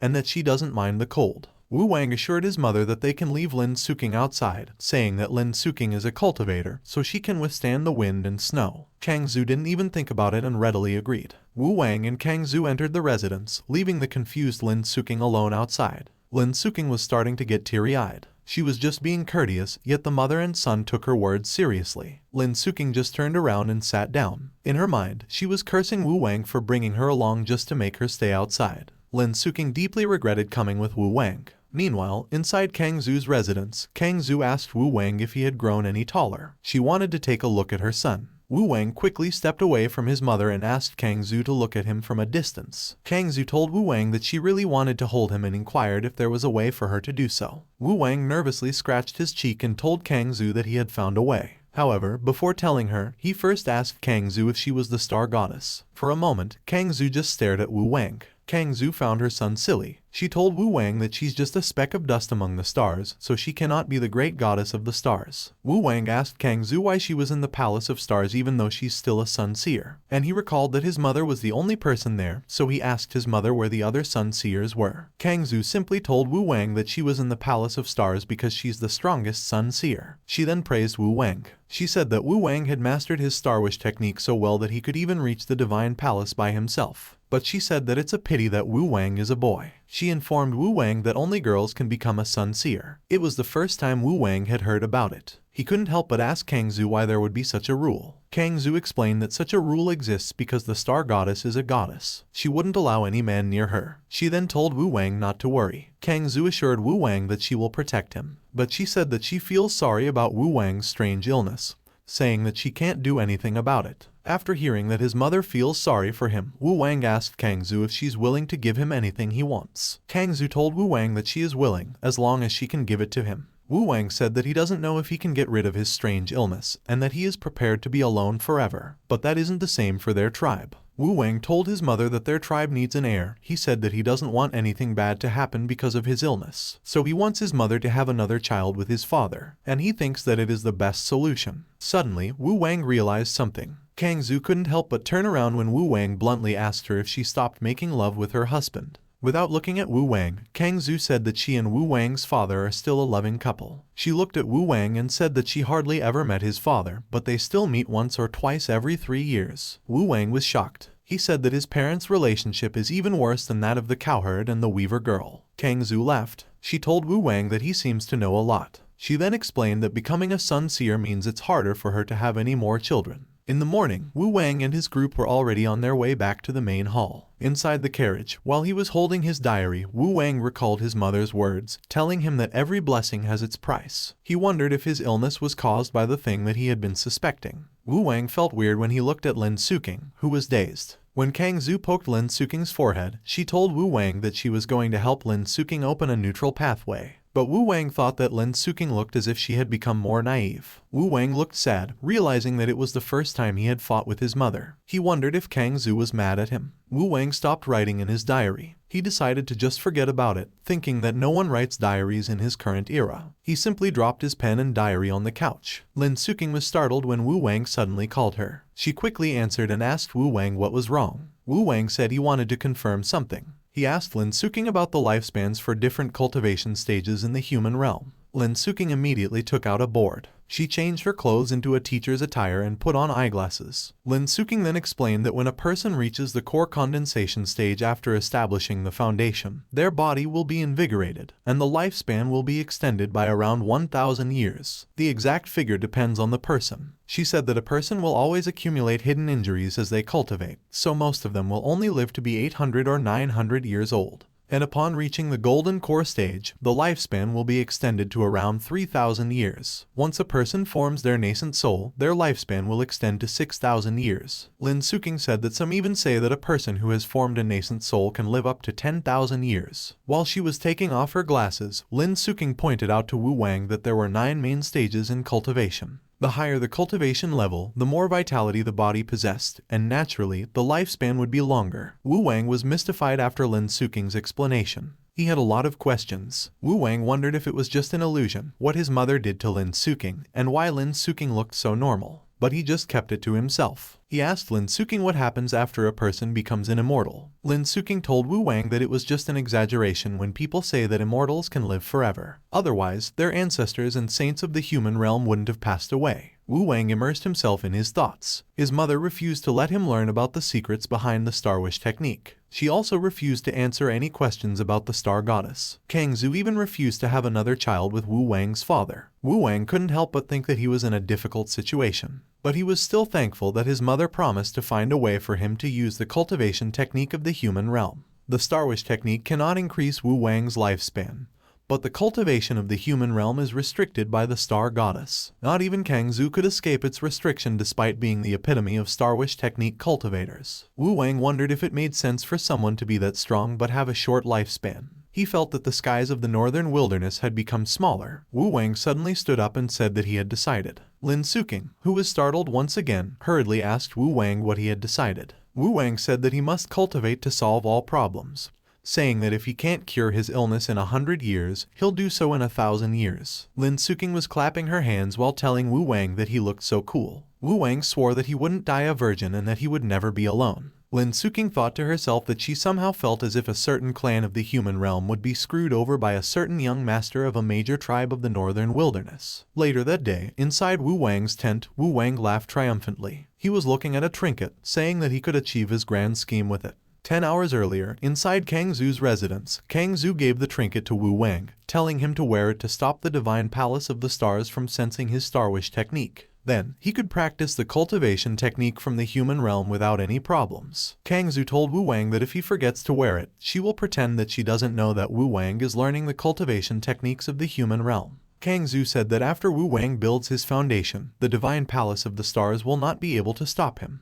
Wu Wang stared at the trinket excitedly. Kang Zhu reminded Wu Wang that he cannot use the cultivation techniques in the northern wilderness, otherwise he will face some trouble as it is a mockery and disrespect to the Star Goddess. Back in Wu Wang's tent, Wu Wang immediately wore the trinket. He then said that regarding how his mother is an administrator of a law of the universe, he managed to get the dual cultivation system. Suddenly, Wu Wang stopped talking. He just stared at the trinket, his excitement slowly fading. He sighed, realizing that his illness had nothing to do with the divine palace of the stars. Wu Wang wondered what the root cause of his strange illness was. Moments later, an old woman, accompanied by some old men, was surprised when Wu Wang came out of his tent. The old woman told Wu Wang that she had heard from the youngsters that he was planning to leave even though he had just come back. Wu Wang said that he had reached a crucial point in his Star Wish technique and that he had just received some instructions from his mother. He told the old woman that he wanted to train in a quiet place until his father comes back. Wu Wang was just barely 13, so the old woman couldn't help but ask Wu Wang if he had already broken through to the level of a moon seer. Wu Wang shook his head. He told the old woman that it was just a minor breakthrough. He then said that their people could only produce around 10 moon seers every 100 years and that he was still far from it. Wu Wang told the elders that his father was working hard to keep their land safe. He asked them to make sure that his father gets sufficient supplies. Before the elders could respond, Wu Wang excused himself, saying that it was already time for him to train. As he walked away, a question suddenly popped into his head. The number of moon seers always fluctuates, so Wu Wang got curious as to why there are only 7 sun seers and why they need to stay at the 7 wishing locations like his mom. Wu Wang is certain that there's a secret behind it, and that he'll get closer to the truth of that world once he figures it out. It was already morning when Wu Wang arrived at a place near a valley. While he was stretching his arms, Wu Wang sang, saying that from that day onward, he would cultivate to become an immortal and learn the laws of the universe. From that day onward, he would become a simple and happy cultivator that can live over 10,000 years. And from that day onward, he would learn a cultivation technique every day so he could quickly cure his illness and have fun with immortal ladies. Suddenly, someone called Wang, Lin Suking, who was riding a black beast, cheerfully called Wang. As soon as she got his attention, she immediately informed Wang that she found some great stuff at the market. A day before, Wang sent Lin Suking on an errand to the nearest market in the northern wilderness to find some cultivation techniques that he can use. Wang didn't expect Lin Suking to be back already. He was surprised by how reliable Lin Suking was. Wang told Lin Suking that they'd talk inside. Inside the residence, Lin Suking presented some books to Wang, saying that those were high-grade demonic cultivation techniques. She explained that although the demonic clans sound as if they are the antithesis of the immortal clans, in reality, it's just some conflicts with their cultivation principles. But their cultivation techniques are quite similar. While he was taking the books from Lin Suking, Wang praised her for being fast. He then said that he's really not that concerned about the demonic clans and the immortal clans. Wang looked at the book. He had only seen the cover of the book, but his expression had already changed. Wang looked at Lin Suking and told her that he would test her. Wang asked Lin Suking if she knew what a man and a woman do on the first night of their marriage. Lin Suking innocently said that the husband and wife would bow to each other, remove the veil, drink wine, stir up the bridal chamber, sleep together, and then pay respect to their masters and elders in the morning. Lin Suking was confused when Wang said that he would just forget about it, saying that he couldn't blame Lin Suking for it. Wang stared at the book of yin-yang combination technique in his hand. He told Lin Suking that it seemed she was far worse in that field compared to her clan sister, and that it was no wonder her clan brother left her. Lin Suking felt offended and told Wang that her clan sister was definitely worse at cultivation. She assured Wang that the cultivation technique she bought was legit, saying that she had checked the table of contents. Wang shook his head and ordered Lin Suking to go to the room next door and read the technique carefully. He tossed the book to Lin Suking and pointed out that she should pay close attention to the instructional diagrams and think carefully so she wouldn't make those kinds of mistakes again.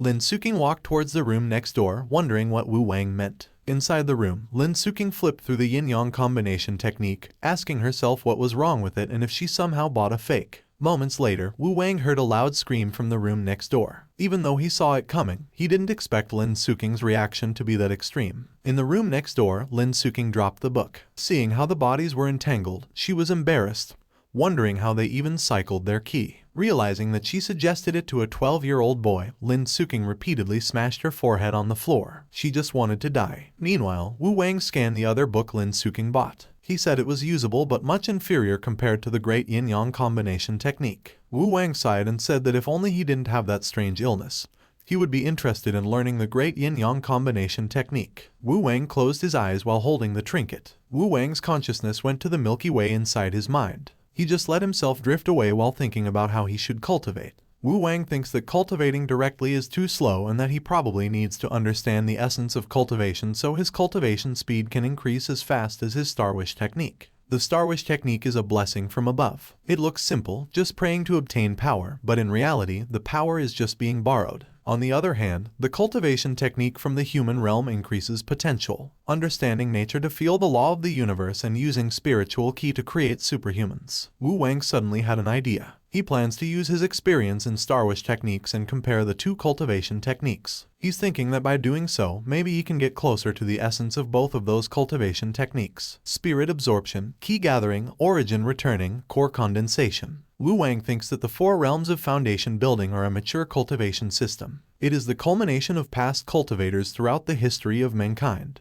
But that does not mean that Wang must follow it. Wang was confident that he can use his own method to open a new path. A few days later, Wang's guards heard a bell. The guard in a polo shirt asked the guard in a sleeveless shirt if he also thought that Lin Suking was acting weird as of late. The man in the sleeveless shirt said that he thought so too. He then mentioned that he had no idea where Lin Suking got a wooden ball from, but she had been knocking on it all day. He wondered if Lin Suking was performing a ritual to harm Wang. The guard in the polo shirt reassured the guard in the sleeveless shirt, saying that he didn't have to worry about it. He had heard that their master, Kang Zhu, had placed a spell on Lin Suking so she could not betray Wang. Inside the residence, Lin Suking was hitting a bell with a wooden ball. Her soul left her body while she was thinking about how complicated Wang's thought process was. She desperately tried to calm herself, but she kept recalling Wang's questions. Wang wanted her to explain a line that said, "Ki originates from," but Qi exists even after the form is gone. Fire uses fuel, but fire exists even after the fuel is gone. Wu Wang even asked her to check a flow diagram to see if there was something wrong with it.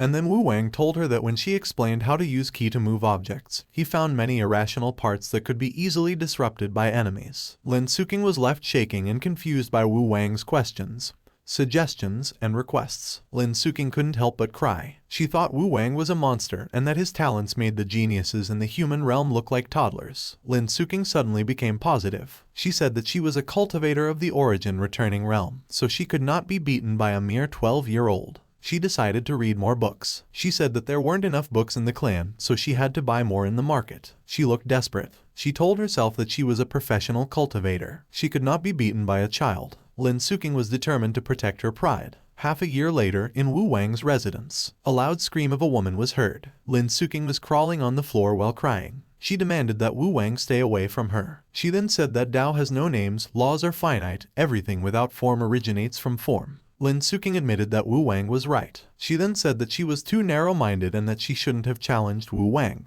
Wu Wang asked Lin Suking to calm down, saying that he's just inviting her to have lunch. Lin Suking stopped ranting and slowly came back to her senses. She reminded Wu Wang that cultivation takes time, so he shouldn't rush it. She then told Wu Wang that he had made alarming progress in the past 6 months, saying that maybe it's time for him to take a break. Wu Wang agreed. He informed Lin Suking that he was already planning to take a few days break from cultivation. He counted with his fingers and said that Xingsan should be back by that time. Just as Wu Wang finished his words, Xingsan came looking for Wu Wang. As soon as Xingsan entered the residence, he immediately and excitedly informed Wu Wang that his first tribe leader's trial had been decided. He told Wu Wang that it would be held in 3 days. Xingsan said that according to customs, future leaders must kill a 300-year-old beast in their first trial. But Wu Wang is very strong, so their leader ordered them to capture a 1,000-year-old beast. He then whispered to Wu Wang that he shouldn't worry because they have weakened the beast, so it's just for show. Wu Wang only needs to deliver the last blow, and the trial will be over. Wu Wang patted Xingsan's shoulder while telling him that he did a good job.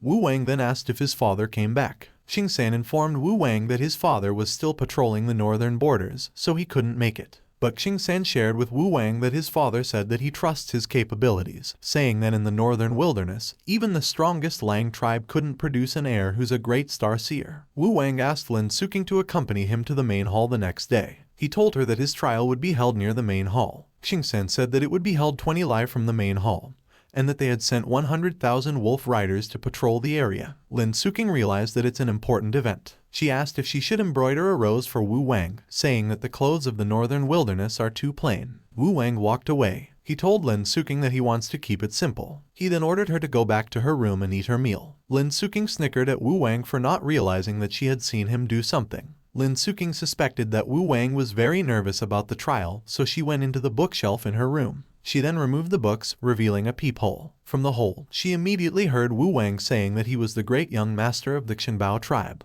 When she took a look, she saw Wu Wang posing in front of an ice mirror. Wu Wang kicked while telling his imaginary enemy to take his diamble gem. 3 days later, during the tribe leader's trial, the Xinbao tribesmen cheered, saying that the goddess protects and that day their young master would show his strength. A tribesman said that he saw the beast. He told everyone that the beast was at least 700 years old and that their young master was the only person who could defeat it at 13 years old. Wu Wang, who was wearing a fancy outfit and a thick cloak, appeared on top of a tall rock. He yelled, saying, "May the goddess bless our Xinbao tribe." The chained 1,000-year-old beast growled upon seeing Wu Wang. Wu Wang declared that he, the future leader, would lead the tribe in the northern wilderness. He asked everyone to pray to the star goddess, pray for the prosperity of their named tribes, pray for the leader's longevity, and pray for the safety of their families. Lin Suking closed her eyes and thought to herself that they had only known each other for half a year, but she felt as if Wu Wang had suddenly grown up. Wu Wang jumped down from the tall rock and landed on a carriage. He then declared the start of his trial. Simultaneously, a magic circle appeared on Lin Suking's forehead. She stared at the sky, wondering what she was seeing. She was looking at an unknown bright light descending from the sky. Meanwhile, in the Palace of Stars, Kang Zhu got angry at the other Sun Seers for daring to stop her. One of the Sun Seers told Kang Zhu that she couldn't stop the blessing from the Star Goddess. Kang Zhu wanted to reason that she had to save her son, But one of the 6 sun seers reminded her that it was the law of the northern wilderness, that they must protect the balance of the named tribes. The sun seer said that the star goddess had answered their prayers. She told Kangzu that the blessing was unstoppable, and she should just stay there until everything was over. Wang faced the beast that was prepared for his trial. As he stood there, he wondered what the weird feeling was and if he was afraid. The chains restraining the beast suddenly broke, and as it charged towards Wang, someone called him and informed him that the trial had begun, so he should be careful. Wang prepared to fight, and as he gathered his energy in the palm of his hand, he declared that the beast should come and show him the cause of his alarm. He raised the orb in his hand to prepare to attack, and he proclaimed that at that moment, the trial was the trial of kings. But Wang was surprised when he saw that the beast turned the other way, and started running away from him. He lost his balance for a moment when the beast that was pulling the cart he was on suddenly stopped running, and it looked up at the sky with a terrified look on its face. When Wang looked at the sky, he was surprised, and as he asked if it was a meteor, he questioned what was with the 100 kilometers wide spiritual halos. On the other hand, the ladies of the tribe were trembling in fear as they recognized the blessing,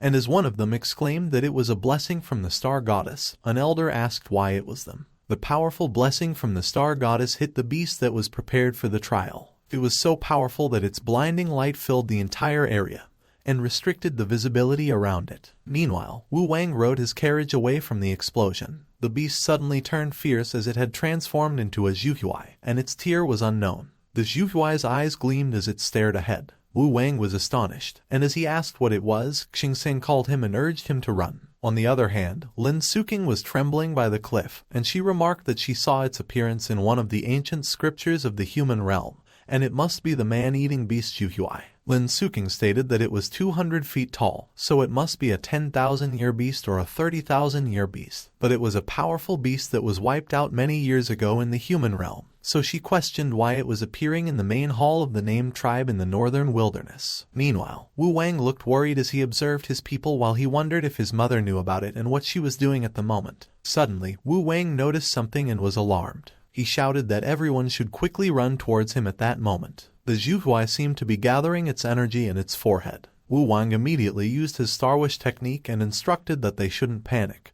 and that Xingxian should use their emergency plan C. He blocked the Zhuhuai's attack with a huge chunk of ice, and he commanded that they should blow the horns and light the smoke signals. Xingxian immediately instructed the people and ordered that they should abandon the main hall, evacuate everyone, and carry the old people and children. And when she saw a woman praying, he called her attention and urged her to stop praying and run because Wang could not stop the attack for too long. Back in the fight, Wang summoned more ice, and as he threw it towards the Zhuhuai, he cursed and exclaimed that it was too huge. Wang's ice immediately shattered when it hit the Zhuhuai's body, and it didn't do any damage. He summoned more orbs and declared that he must not let the Zhuhuai unleash another fireball. Wang applied his ice to the Zhuhuai's hoof to freeze it. On the other hand, Lin Suking created clones of herself, and she was busy using her water skills to put out the fire in the main hall. She also protected the people of the tribe from the dangers of falling debris caused by the fire when she noticed something and asked what they were doing. Lin Suking noticed the women praying, and as one of them claimed that it was a blessing from the star goddess, the other thanked the star goddess for her blessing. She yelled at them, and as she asked why they were calling it a blessing, she shouted that it was a beast, a disaster-class beast capable of destroying nations. Lin Suking pointed at the Zhuhuai, and she urged the women to open their eyes and look because Wang was working hard to lure the beast so they could escape. And as she questioned what they were kneeling for, she insisted that they should help their young master. But Lin Suking was startled when someone sighed and stated that they shouldn't blame those women. It was Wang's grandmother, and she explained that in the northern wilderness, beasts that fall from the sky are blessings from the star goddess, but sometimes those blessings were more than what they could handle. She asked Lin Suking if she could carry her to the front line. Wang's grandmother added that her tribesmen refused to let her take the risk, but she was the only one who could help her grandson. Meanwhile, Wang was already out of breath, and he cursed as he muttered that he was at his limits. He stood in the middle of huge, burning claw marks that were left by the Zhuhuai on the ground, and he complained that it was worse than a natural disaster. Putting all his energy into his Star Wish technique, Wang wondered why the star goddess sent the beast to their tribe, and he recounted that according to their records, 300 years ago, a beast of that magnitude had also attacked the Kuafu named tribe, the strongest named tribe in the northern wilderness at that time, and the Kuafu tribe's main hall burst into flames, and the tribe has suffered ever since. so currently it is ranked even lower than the Xingbao tribe. Wu Wang coughed up blood as he gave his all to his Star Wish technique, and he wondered what the cause of that phenomenon was and if it was because he secretly helped their tribe grow and accidentally broke the balance of the northern wilderness. He threw the huge ice he created at the Zhuhuai, but he grumbled that it was not enough and cursed. Wu Wang began to wonder if Kang Zhu was alright because she was not appearing even in that situation, so she must really be in trouble. While he gathered his energy in the palm of his hand, Wu Wang lamented that the ice melted before it could reach the Zhuhuai, so it was just like giving it a shower. Wu Wang thought about the cultivation technique of the human realm and how he only had one chance to defeat the Zhuhuai, so he must give everyone enough time to evacuate. Wu Wang wrapped his ice with wind as he threw it towards the Zhuhuai. He stated that he reached his limit, and as he called the wind element cultivation technique and the Star Wish technique, he cursed and requested for anything to work. Meanwhile, the main hall of the Xingbao tribe went up in flames. While Lin Suking carried Wu Wang's grandmother on her back, she apologized to her on the tribe's behalf for dragging her into that situation. But Lin Suking mentioned that Wu Wang saved her life, so she requested that she don't worry about it. Wu Wang's grandmother remarked that their Xingbao tribe broke the balance of the northern wilderness. She requested for Lin Suking to help her tell Wu Wang that it was not his fault because their tribe no longer needed to starve because of his weird ideas, and she also requested that Lin Suking not blame their shamans for only knowing how to pray. Wu Wang's grandmother commented that the shamans prayed to the star goddess all those times. While Wu Wang fought the Zhuhuai with all his might, his grandmother explained that when the star goddess will descended as a giant beast, not many people realized they could fight back. Suddenly, Lin Suking was blocked by the Zhuhuai's fierce flames. She exclaimed that she couldn't get any closer and asked Wu Wang's grandmother, Grandmoxing, what they should do at the moment. Grandmoxing's trembling hand pointed at something, and she advised Lin Suking to look at the sky. They saw how Wu Wang fought, and Grandmoxing noted that he always had incredible ideas. Wu Wang summoned more ice to attack the Zhuhuai, and Grandmoxing observed that the northern wilderness was too small for him.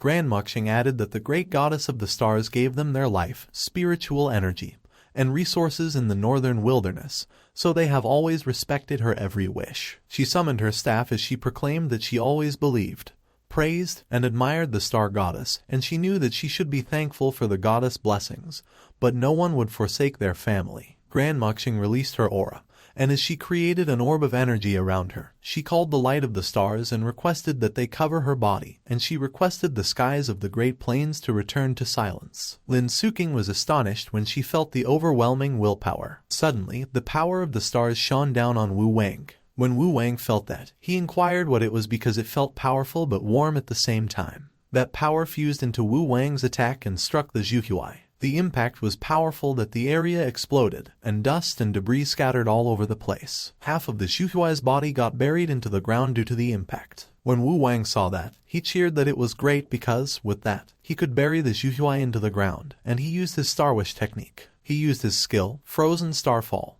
and slammed huge ice into the Zhuhuai to completely bury it. On the other hand, Grandmoxing called Lin Suking and asked her if she was right that there was no god in the human realm, and Lin Suking got worried when Grandmoxing started wobbling. Lin Suking caught Grandmoxing in her arms as she lost her balance, and as Lin Suking confirmed, Grandmoxing murmured that it must be a nice place. Grandmoxing sighed as she called for the great and divine goddess of the stars and pleaded that her humble servant sought her forgiveness. Tears flowed down Lin Suking's eyes as she held Grandmoxing close. Suddenly, Wu Wang crashed near Lin Suking and urged that they should run because he could only stop the Zhuhuai for some time. But Wu Wang was surprised when he noticed something. He noticed Lin Suking holding Grandmoxing in her arms, and he was about to ask what happened to her. Wu Wang was not able to finish his question when he noticed how Grandmoxing peacefully closed her eyes, and tiny bits of her aura slowly escaped her body. Lin Suking explained that Grandmoxing mentioned that Wu Wang did great because their tribe did not need to starve or be afraid of other shamans because of him. Wu Wang grabbed Grandmoxing's hand as Lin Suking repeated that Grandmoxing remarked that the shaman's constant praying stopped them from fighting back the will of the star goddess, and that the human realm is great because it has no gods. Lin Suking also shared that Grandmoxing said that the northern wilderness was too small for Wu Wang to fly in,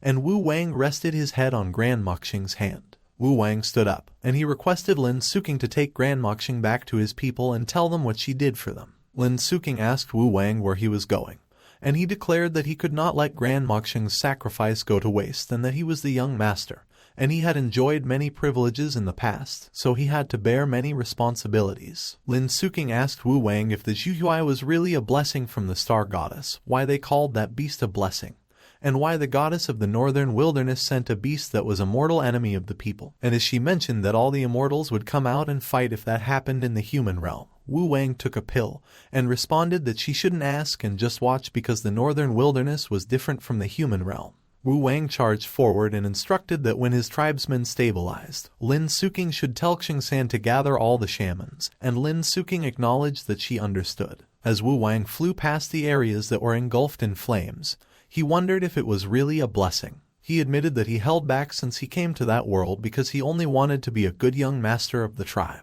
Wu Wang froze the lands as he flew past them, and he mentioned that he never spread any school of thought, invented gunpowder, or challenged any established order of the northern wilderness. He clenched his fist as he asked why. Seeing his tribe get burned, he questioned why they still needed to grovel to the star goddess to express their gratitude even when the good people had their homes destroyed and their families slaughtered. Wu Wang gave the skies his middle finger, and he was pissed as he cursed and accused that the star goddess forced his hand.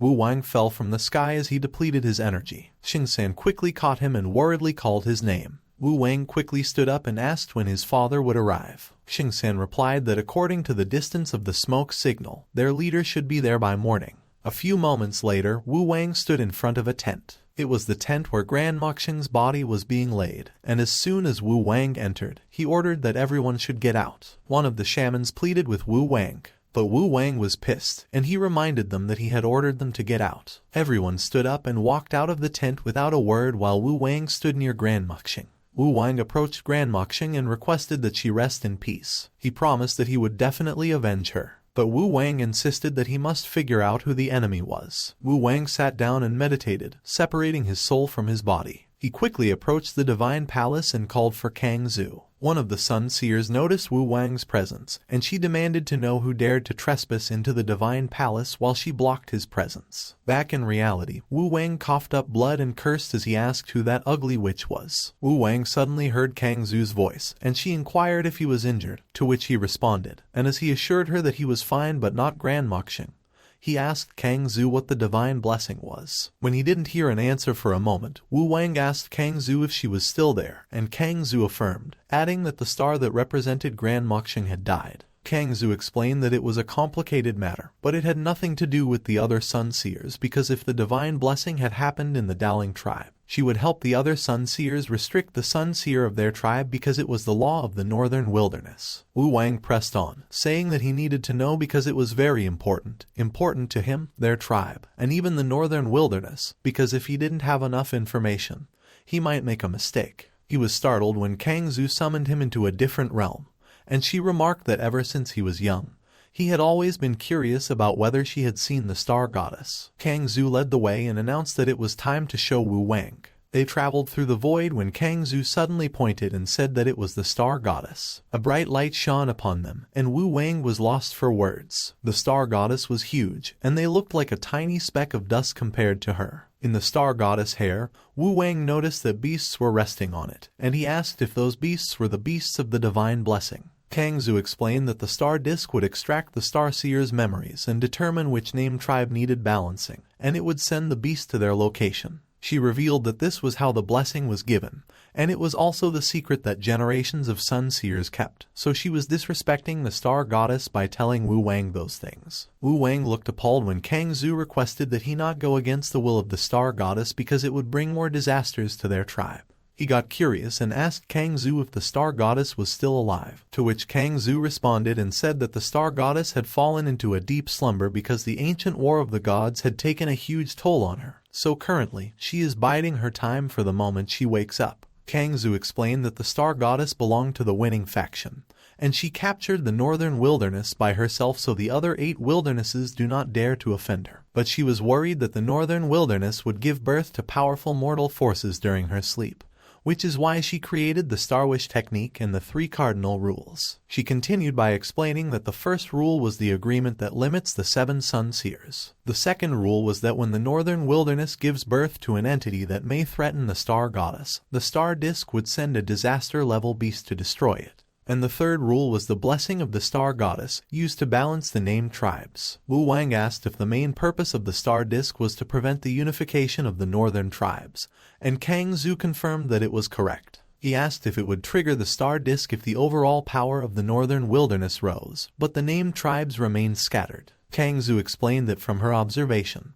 the overall power of the northern wilderness had risen progressively, so by right, it shouldn't trigger the star disk. Wang acknowledged this and snickered. Back in reality, Wang called his men. Lin Suking led everyone and requested that Wang give them his orders. Wang instructed them to send their Batriders and bring their ballistae to the Daling tribe, Kuafu tribe, Beishi tribe, Kaingjia tribe, Quanrong tribe, and Shenmu tribe. He reminded them to only go to the 6 named tribes powerful enough to have their own sun seers and to use 5,000 ballistae, 60,000 bolts, and the subsequent purchase rights of 30,000 ballistae, and 300,000 bolts to exchange for the help of their tribe leaders and their 10 strongest warriors. Wang wrote something. He handed the scroll to someone and instructed them to tell the named tribes that the first 3 tribes that come to their help will receive the blueprint for a wooden crossbow and a batch of animals, but of course, the man must obtain his father's permission first, to which the man agreed. Wang called Xingsan and directed him to gather the shamans because he wanted to speak to them, to which Xingsan nodded.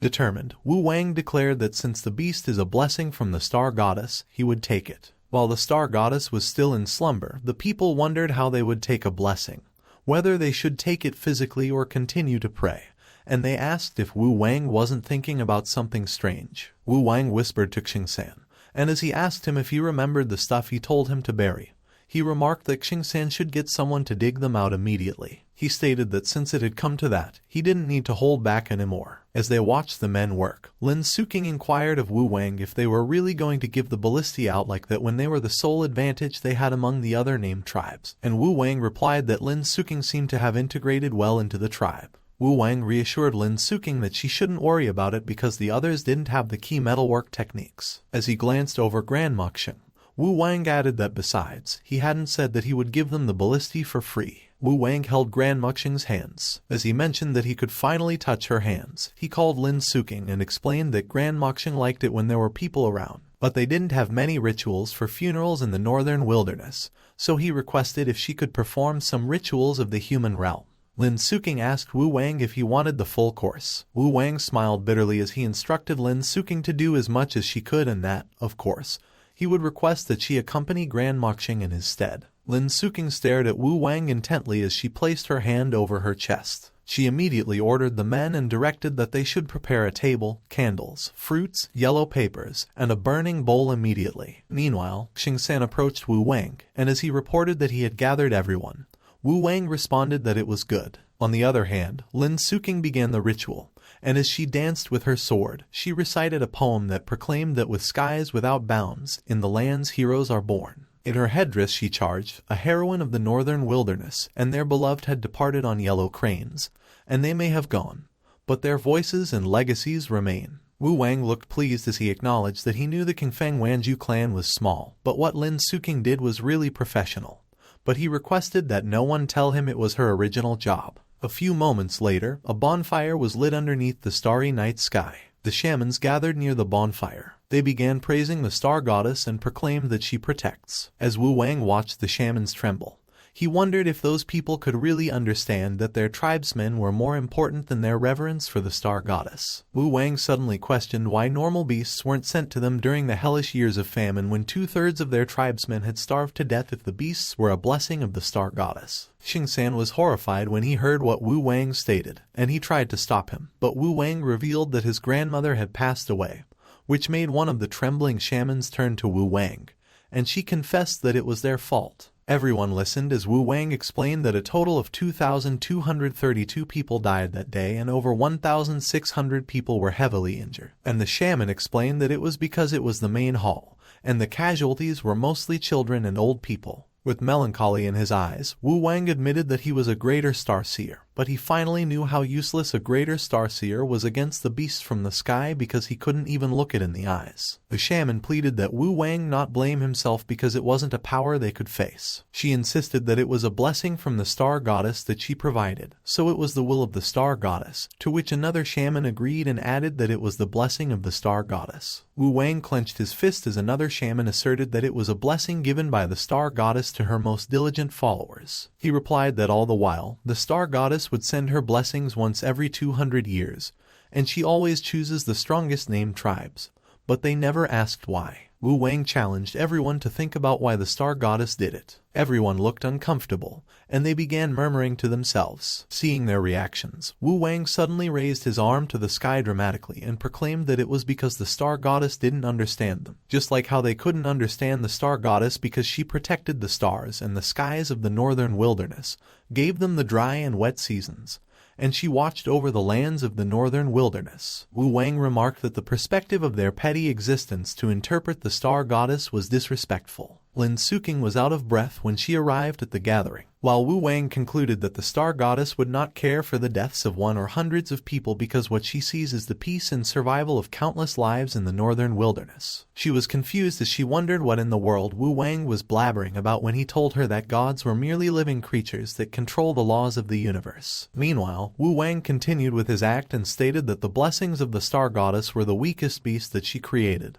and she uses the weakest beast to test the strongest named tribe, which was the kindness she showed them. Everyone listened when Wu Wang explained that they couldn't even handle the star goddess' weakest beast, and they couldn't open its body to embrace her true gifts. Wu Wang acted disappointed and lamented that it was such a disgrace. Xingsan listened to him with a blank look on his face and confessed that he didn't understand a thing Wu Wang was saying, but it sounded awesome. Wu Wang continued and asserted that it was a disgrace to the northern wilderness, as it was also a disgrace to the shamans of the Qingbao tribe, because if the star goddess wanted to destroy them, there was no reason for her to send them a beast, as she only needed to will for their destruction. One of the shamans was in tears, and she asked if they were wrong all those times. Wu Wang smirked discreetly when he saw the shaman's reaction. He advised that when the blessing arrives, they need to reflect on themselves on how they should receive the blessing of the star goddess. Wu Wang finally noticed Lin Suking, who was standing behind him, and he immediately joked that he was going to overload the shaman's CPUs. Lin Suking was taken by surprise when Wu Wang suddenly pointed at her and claimed that those were the actual words Grand Moxing told Lin Suking to tell him, because, at the last moment of her life, Grand Moxing heard the silent exasperation of the star goddess. Wu Wang let out a long, dramatic sigh and stated that they had disappointed the star goddess. He quickly retreated to his tent, and Lin Suking followed after him. Wu Wang had an evil look on his face as he resolved that he would reinterpret the blessing of the star goddess. He sighed as he admitted that the faith was well entrenched, so he could only use Grand Moxing's name to increase his credibility. Wu Wang smiled sinisterly when he heard someone outside the tent call the chief shaman, and they declared that they should take the trial of the star goddess. Another stated that the star goddess would always protect, and everyone knows that the beasts were their mortal enemies, so the star goddess would never send a beast as her messenger, and someone shouted that they should kill the beast. Lin Suking was walking behind Wu Wang when she heard that one of the shamans outside declared that they had trained so hard to hone their Star Wish techniques, so it was time they used them. Another urged that they should do it so they don't let their tribesmen die in vain, and Lin Suking began to wonder if those were really the same shamans who were only praying when the beast arrived, and she observed that Wu Wang had only said a few things and he was really amazing. Wu Wang mentioned that since the star goddess could not speak for herself, he could interpret her intentions however he wanted. He noted that since the star goddess could not talk, the sun seers could not rebuke his interpretation, not to mention, his mother would support him. Wu Wang declared that it was time to make a beast-slaying plan. Suddenly, Wu Wang's father, Xinghan, came back. When the tribesmen saw him, they repeatedly exclaimed that their leader was back. One of the women sobbed and remarked that they were finally back. Wu Wang went out of his tent and announced that his father was back. He expressed that Xinghan was really strong, and it was a strength different from the Star Wish technique, closer to the body cultivation techniques of the human realm. Unfortunately, he could not increase his lifespan no matter how strong he got. Wu Wang mentioned that he must let Xinghan know his plans as soon as possible so he could lead the tribe leaders of the northern wilderness. He was taken aback when he saw Xinghan's fire blazing above him. Xinghan charged to attack the Zhuhuai and declared that it was the stupid blessing of the star goddess. Wu Wang questioned Xinghan why he was attacking already and suggested that it was too reckless. But Xinghan continued, and as he questioned the Zhuhuai for daring to harm his tribesmen, He proclaimed that he would kill it. A huge explosion occurred as soon as Xinghan's attack reached the Zhuhui. But the explosion reflected back to Xinghan, and as he was sent flying, Lang Haoshan laughed at him. Lang Haoshan remarked that Xinghan was an idiot and asked him if he had become soft after marrying Kang Zhu. He mentioned that the leader of the Daling tribe had arrived and would kill the beast for Xinghan. Kang Zhu suggested that they should prepare the wine, but he was sent flying just as Xinghan did, and one of his tribesmen urged that they should hurry and save their leader. Both Xinghan and Lang Haoshan were furious, and they proclaimed that the humans of the northern wilderness would never cower. Wang tried to interject and present his plan, but the two leaders were already attacking the Zhuhui. Evening came, and as the tribesmen suggested that they should hurry and treat their leader, they asked their leader if they were all right. Both Xinghan and Lang Haoshan were scorched, and Wang was lost for words. Wang addressed Xinghan as his charcoal-grilled dad. Suddenly, Lang Xingchen came in, laughing as he asked his dad, Lang Haoshan, what had happened to him and if he had been baked. Lang Xingchen stated that Lang Haoshan always claimed that he was silly, but he thought that he was the one who was silly. He advised that Lang Haoshan should not attack the back of the huge creature, he should attack the head. Lang Haoshan questioned Lang Xingchen for daring to shout like that, asking him if he wasn't ashamed and if he liked it when his father was beaten. While Xinghan remarked that Lang Haoshan's son really inherited his excellent genes. Lang Xingchen suggested that Lang Haoshan shouldn't worry because no one was laughing and that he should let him make it up to him and kill the beast, but Lang Haoshan stopped him. While Wang noted that Lang Xingchen was definitely Lang Haoshan's son. Lang Haoshan stated that their tribe should keep an eye on Lang Xingchen so he wouldn't do anything reckless because he only knew how to shout all day and never used his brain, questioning how he ever got a stupid son like Lang Xingchen. A few moments later, Xinghan went to the funeral. Xinghan asked Wang what his grandmother's last words were. Wang called Lin Suking, and she immediately conveyed that the great shaman said that Wang was great,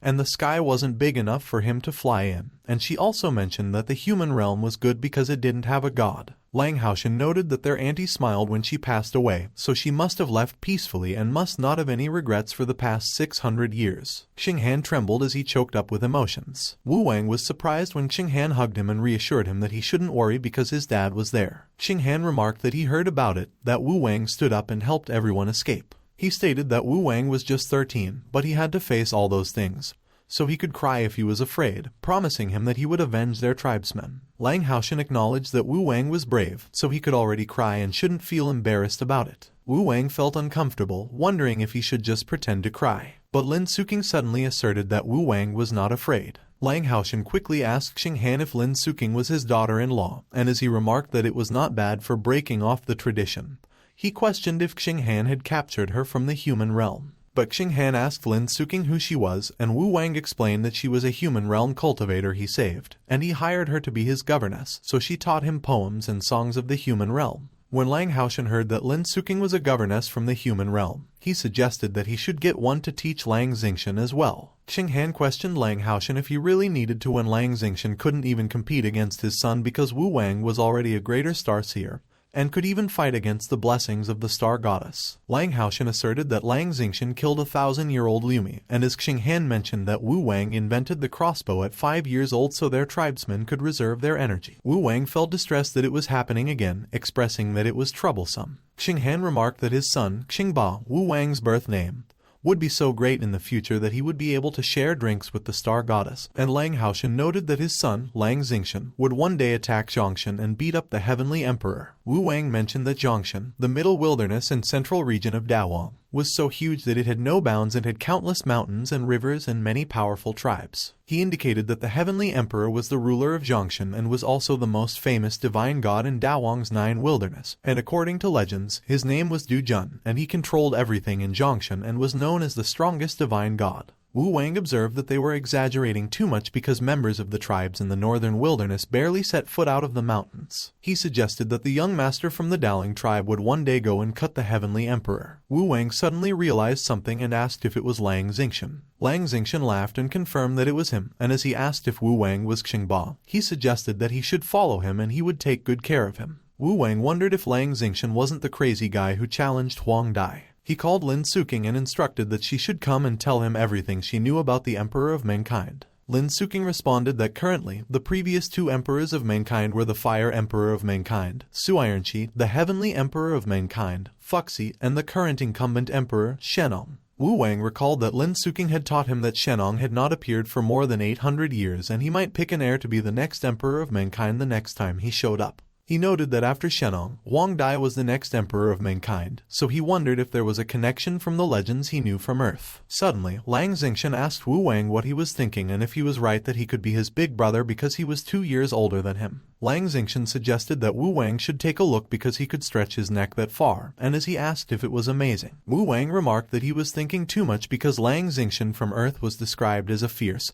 and mighty warrior, and it was impossible to link both of them together. Suddenly, Xingsan called Xinghan and informed that the Quanrong tribe leader and their 10 warriors had just arrived, and the other 4 named tribes were still on the way, so they should arrive at noon. Xinghan declared that they should prepare a feast and that they would fight once they had their fill. The next day, at noon, the tribe leaders gathered in the tent. One of the leaders, who looked like a dog, was biting aggressively on his food. Xinghan and Lang Haoshan were also eating beside that leader. Meanwhile, Wu Wang called Lang Xingshan and inquired who was the muscular person behind them. Lang Xingshan laughed and said that his sister was incredible. He shared that his sister was the second heir to the Daling tribe, Lang Guduo. Lang Guduo nodded and greeted Wu Wang. Lang Xingshan noted that they were the only human tribes in the northern wilderness, so he and Wu Wang must remain good brothers. Wu Wang emphasized that their families had been helping each other since ancient times, and they must continue the tradition to help each other out, and he asked Lang Xingshan if he didn't agree. Lang Xingshan affirmed that Wu Wang was right, and he laughed and stated that from that day onward, they were brothers, so Wu Wang should just give him a call, and he would be there for him. He asked Wu Wang regarding his future and if he had ever heard about Kuafu chasing after the sun. Wu Wang coughed and said, of course. He stated that Kuafu was a mighty warrior in the northern wilderness who went to Zhongshan to compete with the sun, and although he was killed by the son of the heavenly emperor, he became such a legend that his tribe changed their name after him. Lang Xingshan expressed that he wanted to do something similar as well one day, and he would make the Daling tribe change their name after him. While Wu Wang said that Lang Xingshan would achieve it one day but he would lose his head as well, he suggested that Lang Xingshan should come and have a drink with him. They clinked their cups, and Lang Xingshan said cheers. Lang Xingshan declared that he would slay Xu Huai for Wu Wang.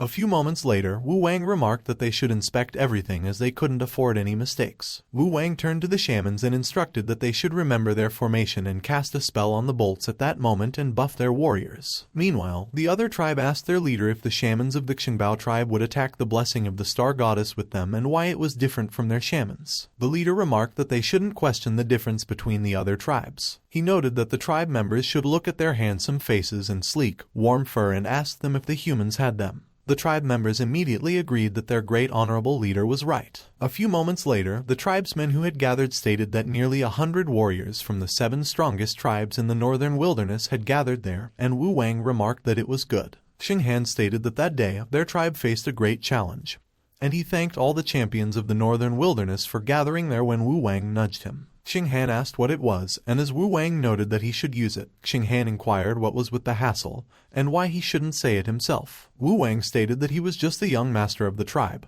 but Xinghan was the leader, so he had to say it. Xinghan asserted that Wu Wang was going to be the leader as well and that it was just a matter of time. He announced and said that his son would command the war, and Xinghan was surprised. The warriors were surprised that Xinghan wasn't going to command the war, and they asked why Wu Wang was doing it and if he was even capable of leading them. One of them remarked that he had heard about the young master of the Xingbao tribe who was called Xingba, and that he was definitely talented, but he thought that he was still too young. Wu Wang called everyone's attention. He stated that as the commander, he would only say 2 things. Wu Wang announced that first, the promised ballistae were prepared, and they would give them to them once the war was over. Some of the warriors cheered while the others looked displeased. Wu Wang mentioned that second, he was going to give them an analysis of the beast, and once they found its weakness, they could focus their attacks and deal lethal damage to it. On the other hand, Lang Xingshan took a bite of his apple. He lamented that it was too bad because if only he had been born a few years later, he could have participated in the war, and it was too bad that he had to miss it when Lang Gujuo suddenly called him and informed him that it was starting.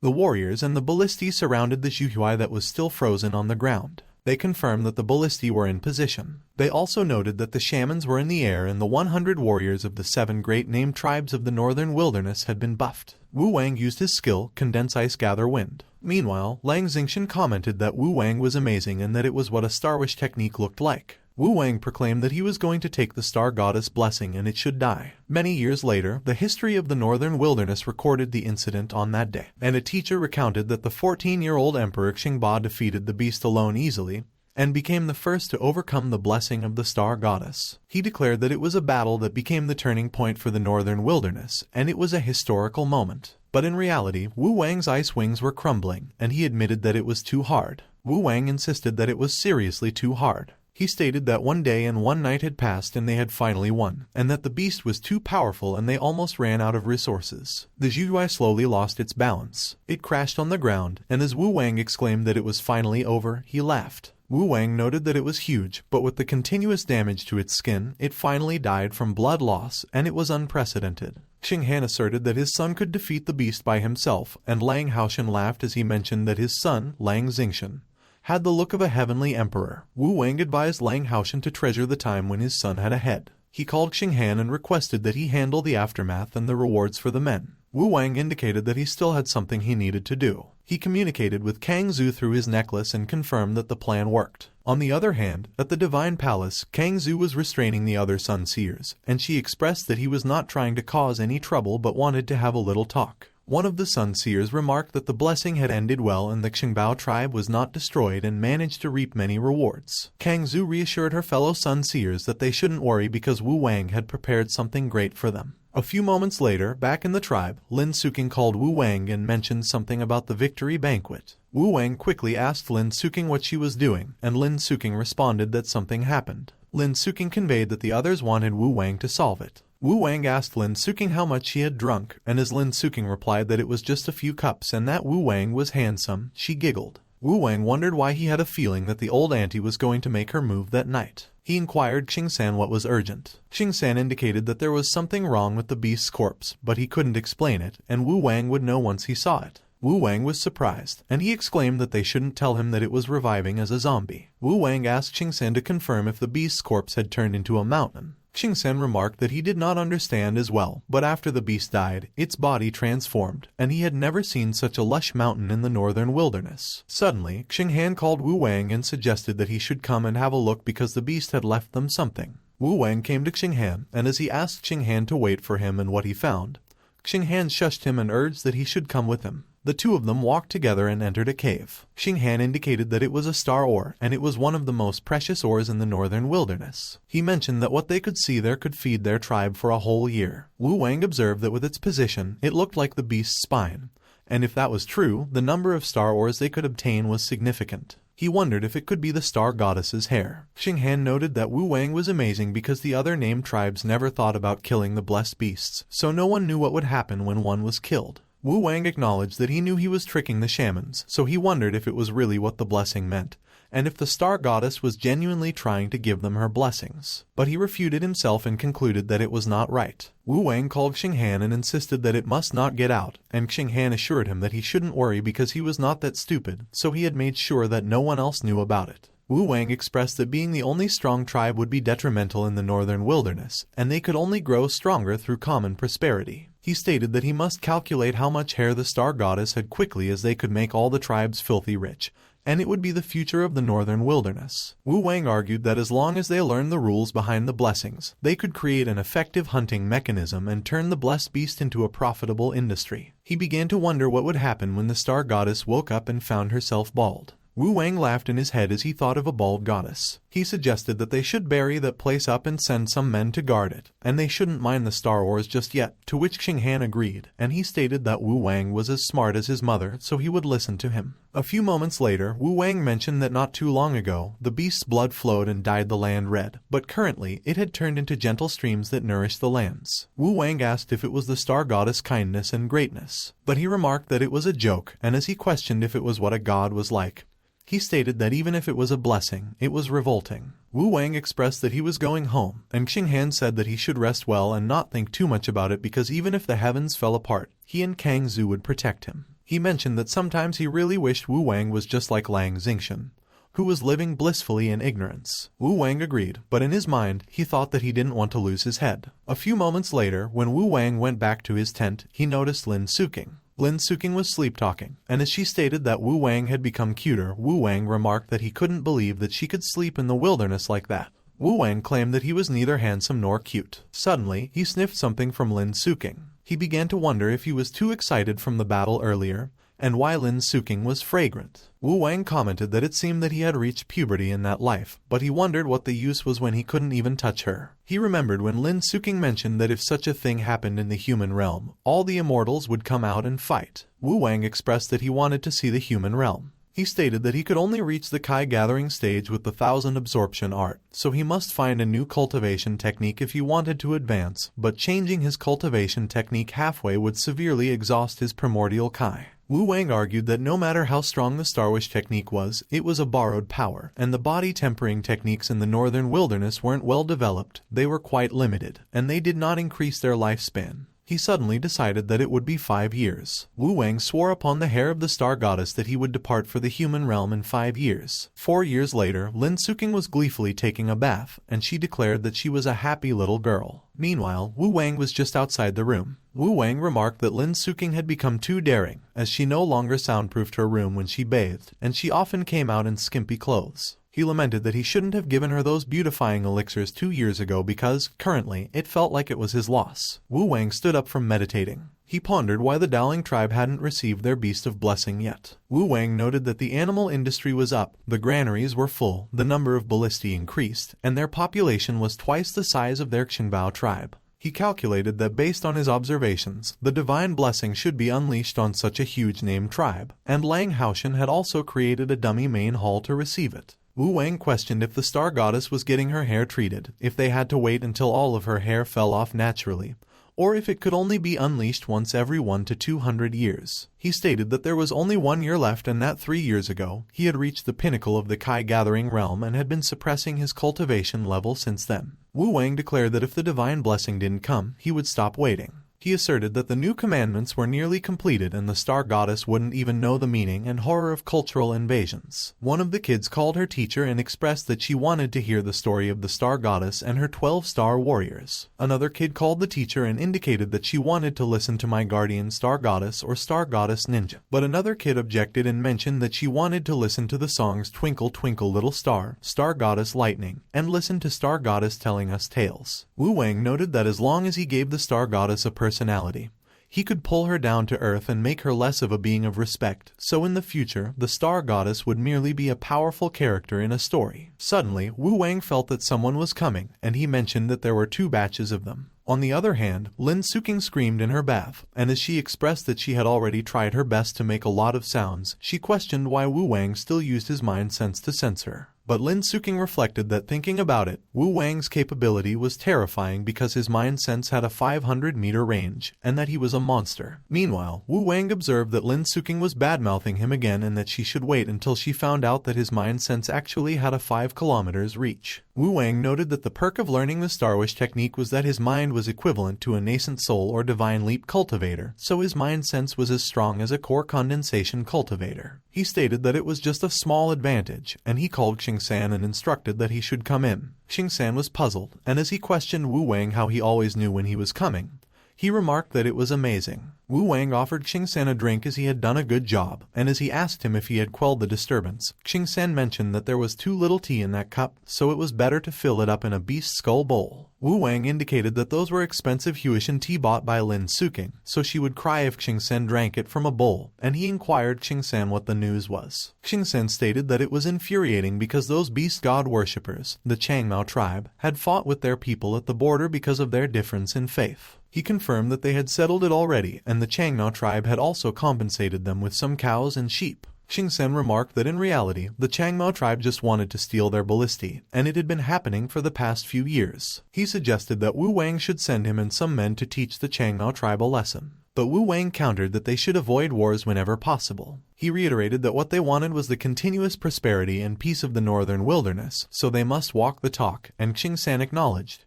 But he just couldn't let it go. Wu Wang asked Xingsan what the matter was, and Xingsan mentioned that he had heard that Wu Wang was still telling Xinghan to have more children. Wu Wang asked Xingsan what it mattered and if it wouldn't be a good thing for their tribe with one more child, whether it was male or female. But Xingsan responded that even if Wu Wang couldn't experience it, he could still have children because one of their tribe members had been knocked out because his wife had hit him too hard and he woke up with 2 kids. Xingsan suggested that Wu Wang choose one of those clubs, and as he assured Wu Wang that they were excellent girls from their tribe, Wu Wang cursed and instructed him to shut up. After beating Xingsan, Wu Wang inquired how the grains were in their granaries that year. And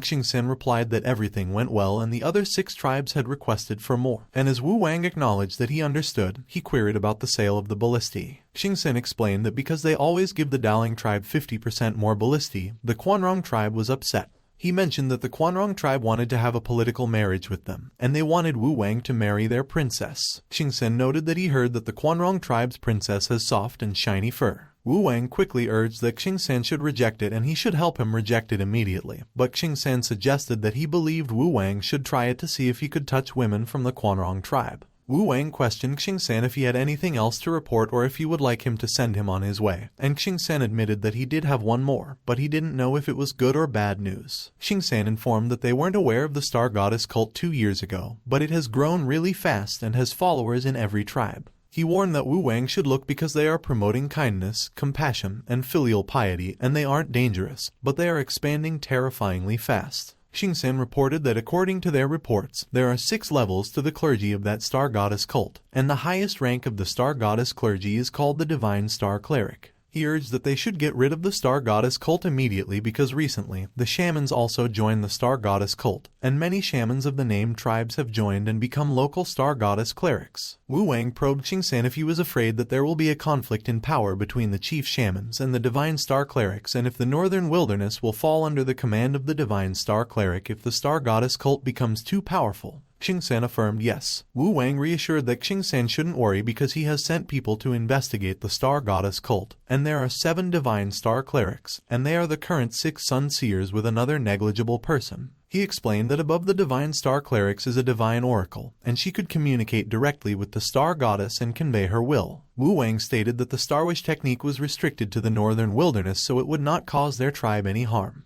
He began writing in the air using his aura. Wu Wang indicated that Xingsan may leave, and Xingsan agreed. A few moments later, Lin Suking scoffed and complained that Wu Wang was heartless because he kept her up all night when he needed her, and put up a do not disturb sign when he didn't. Meanwhile, the members of the Star Goddess cult greeted Wu Wang as their Divine Star Cleric, and Wu Wang instructed that they should report. One of the members reported that in the past 3 months, they accepted 692 shamans from the Shenmu tribe and Kaingjia tribe. On the other hand, Xinghan trained the soldiers. Xinghan declared that Wu Wang was truly a blessing sent to their tribe. Suddenly, one of the soldiers called him and announced that it was time to eat. Xinghan questioned the soldier what it was and mentioned that he wanted to eat meat. The soldier explained that Wu Wang made that specially for him, and he called it the Liyuede Wang soup. Xinghan agreed that since Wu Wang made it specifically for him, he would drink it, and he laughed. He quickly drank the soup in one big gulp. Suddenly, one of the soldiers wondered what happened to Xinghan and why he took his axe and left in the middle of the night, and another soldier observed that Xinghan was filled with energy. Xinghan commanded that they should return to the main hall and the guards should follow him to the Great Snow Mountain. The next day, Wu Wang lamented that it was not enough, so he had to do more, and his mother revealed that it was hard for her to have children after she became a sun seer, so it must have something to do with the law of the stars. Wu Wang sighed, and he inquired why it wasn't working when they tried for half a year,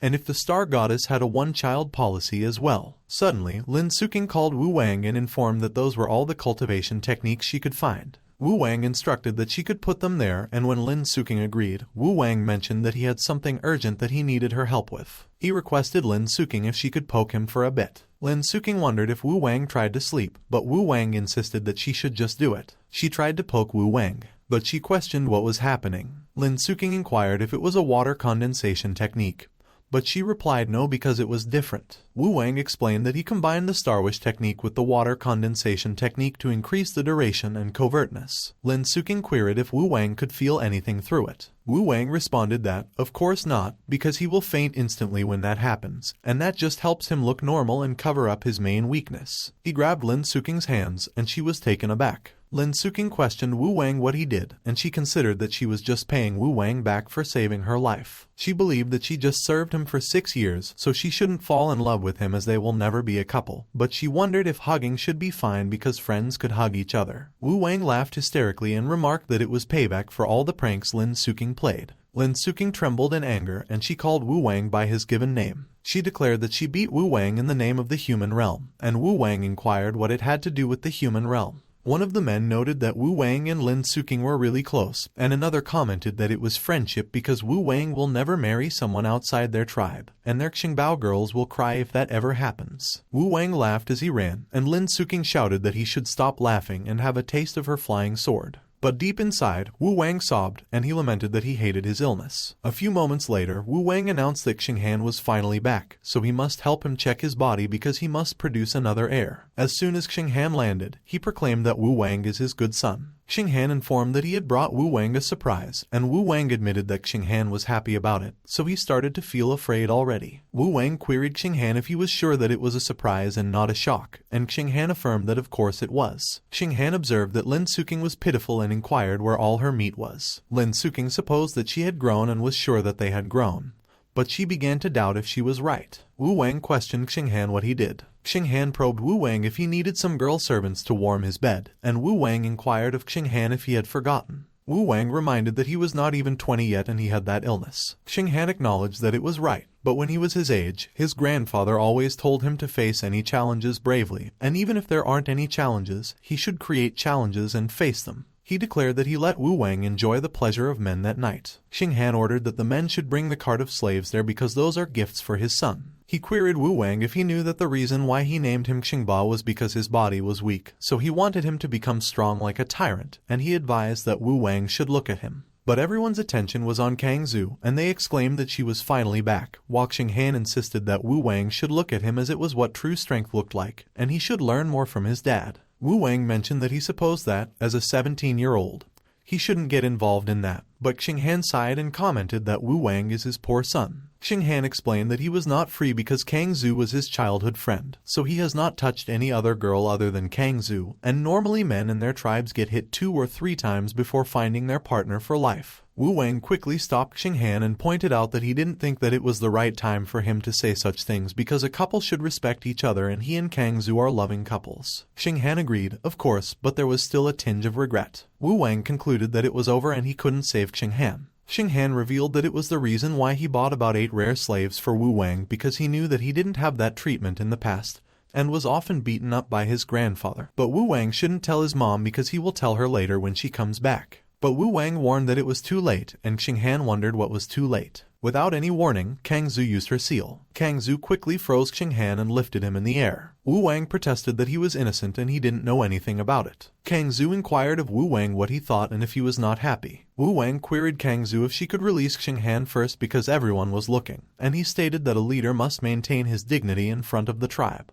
Xinghan believed that Wu Wang loved him. A few moments later, at the king's tent, Xinghan declared that he swore to Kang Zhu that he did not teach Wu Wang anything bad and he just tried to cure his illness. One of the tribesmen questioned if Xinghan was really their tribe leader, and another man wondered if he must be new and remarked that it was normal so he should get used to it. The man noted that Kang Zhu was not only respected in their tribe, but she also had the highest authority in her family. Kang Zhu advised that Xinghan shouldn't strain Wu Wang too much, and Xinghan replied all right, and Kang Zhu shouldn't worry about it. Wu Wang pondered that he didn't know if it was a blessing or a curse to have a dad like that. Xinghan ordered that they should bring the slaves in. Multiple huge boxes covered in fabric entered the tent. Xinghan mentioned that Wu Wang could already open them. Wu Wang gathered his aura at the palm of his hand. He used it to lift the fabrics on the boxes at the same time. Seeing the kinds of girls inside the cages, Wu Wang considered if Xinghan was serious. Wu Wang speculated what kind of fetish Xinghan had. He quickly turned to call Xinghan, and Xinghan demanded of him what it was. Wu Wang groaned and requested if they could change them. Xinghan probed Wu Wang if they were not to his taste and suggested that he could try touching them. Kang Zhu requested that Wu Wang try touching them. Wu Wang contemplated what would happen if he could, and he reflected that it was fine if he couldn't.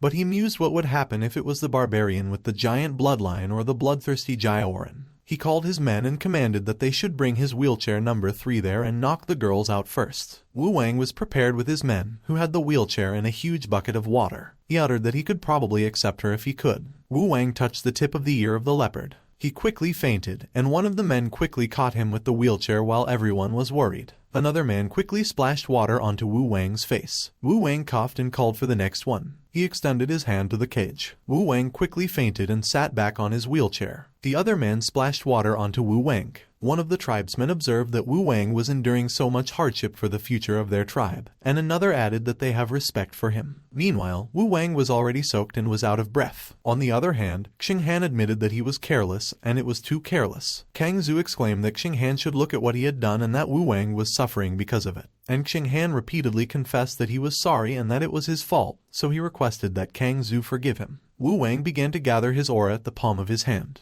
He noted that he could see that his illness applies to females from all kinds of tribes. Kang Zhu called Wu Wang, and Wu Wang assured that she shouldn't worry because he was fine. Xinghan conceded that since it has come to that, those slaves are useless, so he inquired Wu Wang what he wanted to do with them. Wu Wang decided that he would leave them to Xinghan. However, Wu Wang requested that Xinghan should let the slave with the dark complexion stay as his servant. Xinghan remarked that the girl was too skinny and she was worse than Lin Suking, so Wu Wang needed to refine his taste. Kang Zhu replied that her son has his own preferences, so they shouldn't interfere with his choice. Xinghan explained that what he meant was that Wu Wang only chose one out of all of them, and he inquired what they were going to do with the others. He suggested that they give them to the other generals. One of the generals pleaded for Xinghan to spare them. Another denied it and stated that it did not happen because his wife would clobber him to the ground, and another proposed that they should resell them and pleaded that Xinghan not force the slaves on them. Xinghan argued that they will be the laughingstock among the other named tribes if they resell the slaves they just bought because they will think that their tribe was poor that they need to resell slaves to stay alive. Kang Zhu advised that they should just let them stay because if they release them just like that, they will either become skeletons in the northern wilderness or recaptured as slaves. Wu Wang tried to protest and objected that if they keep those slaves,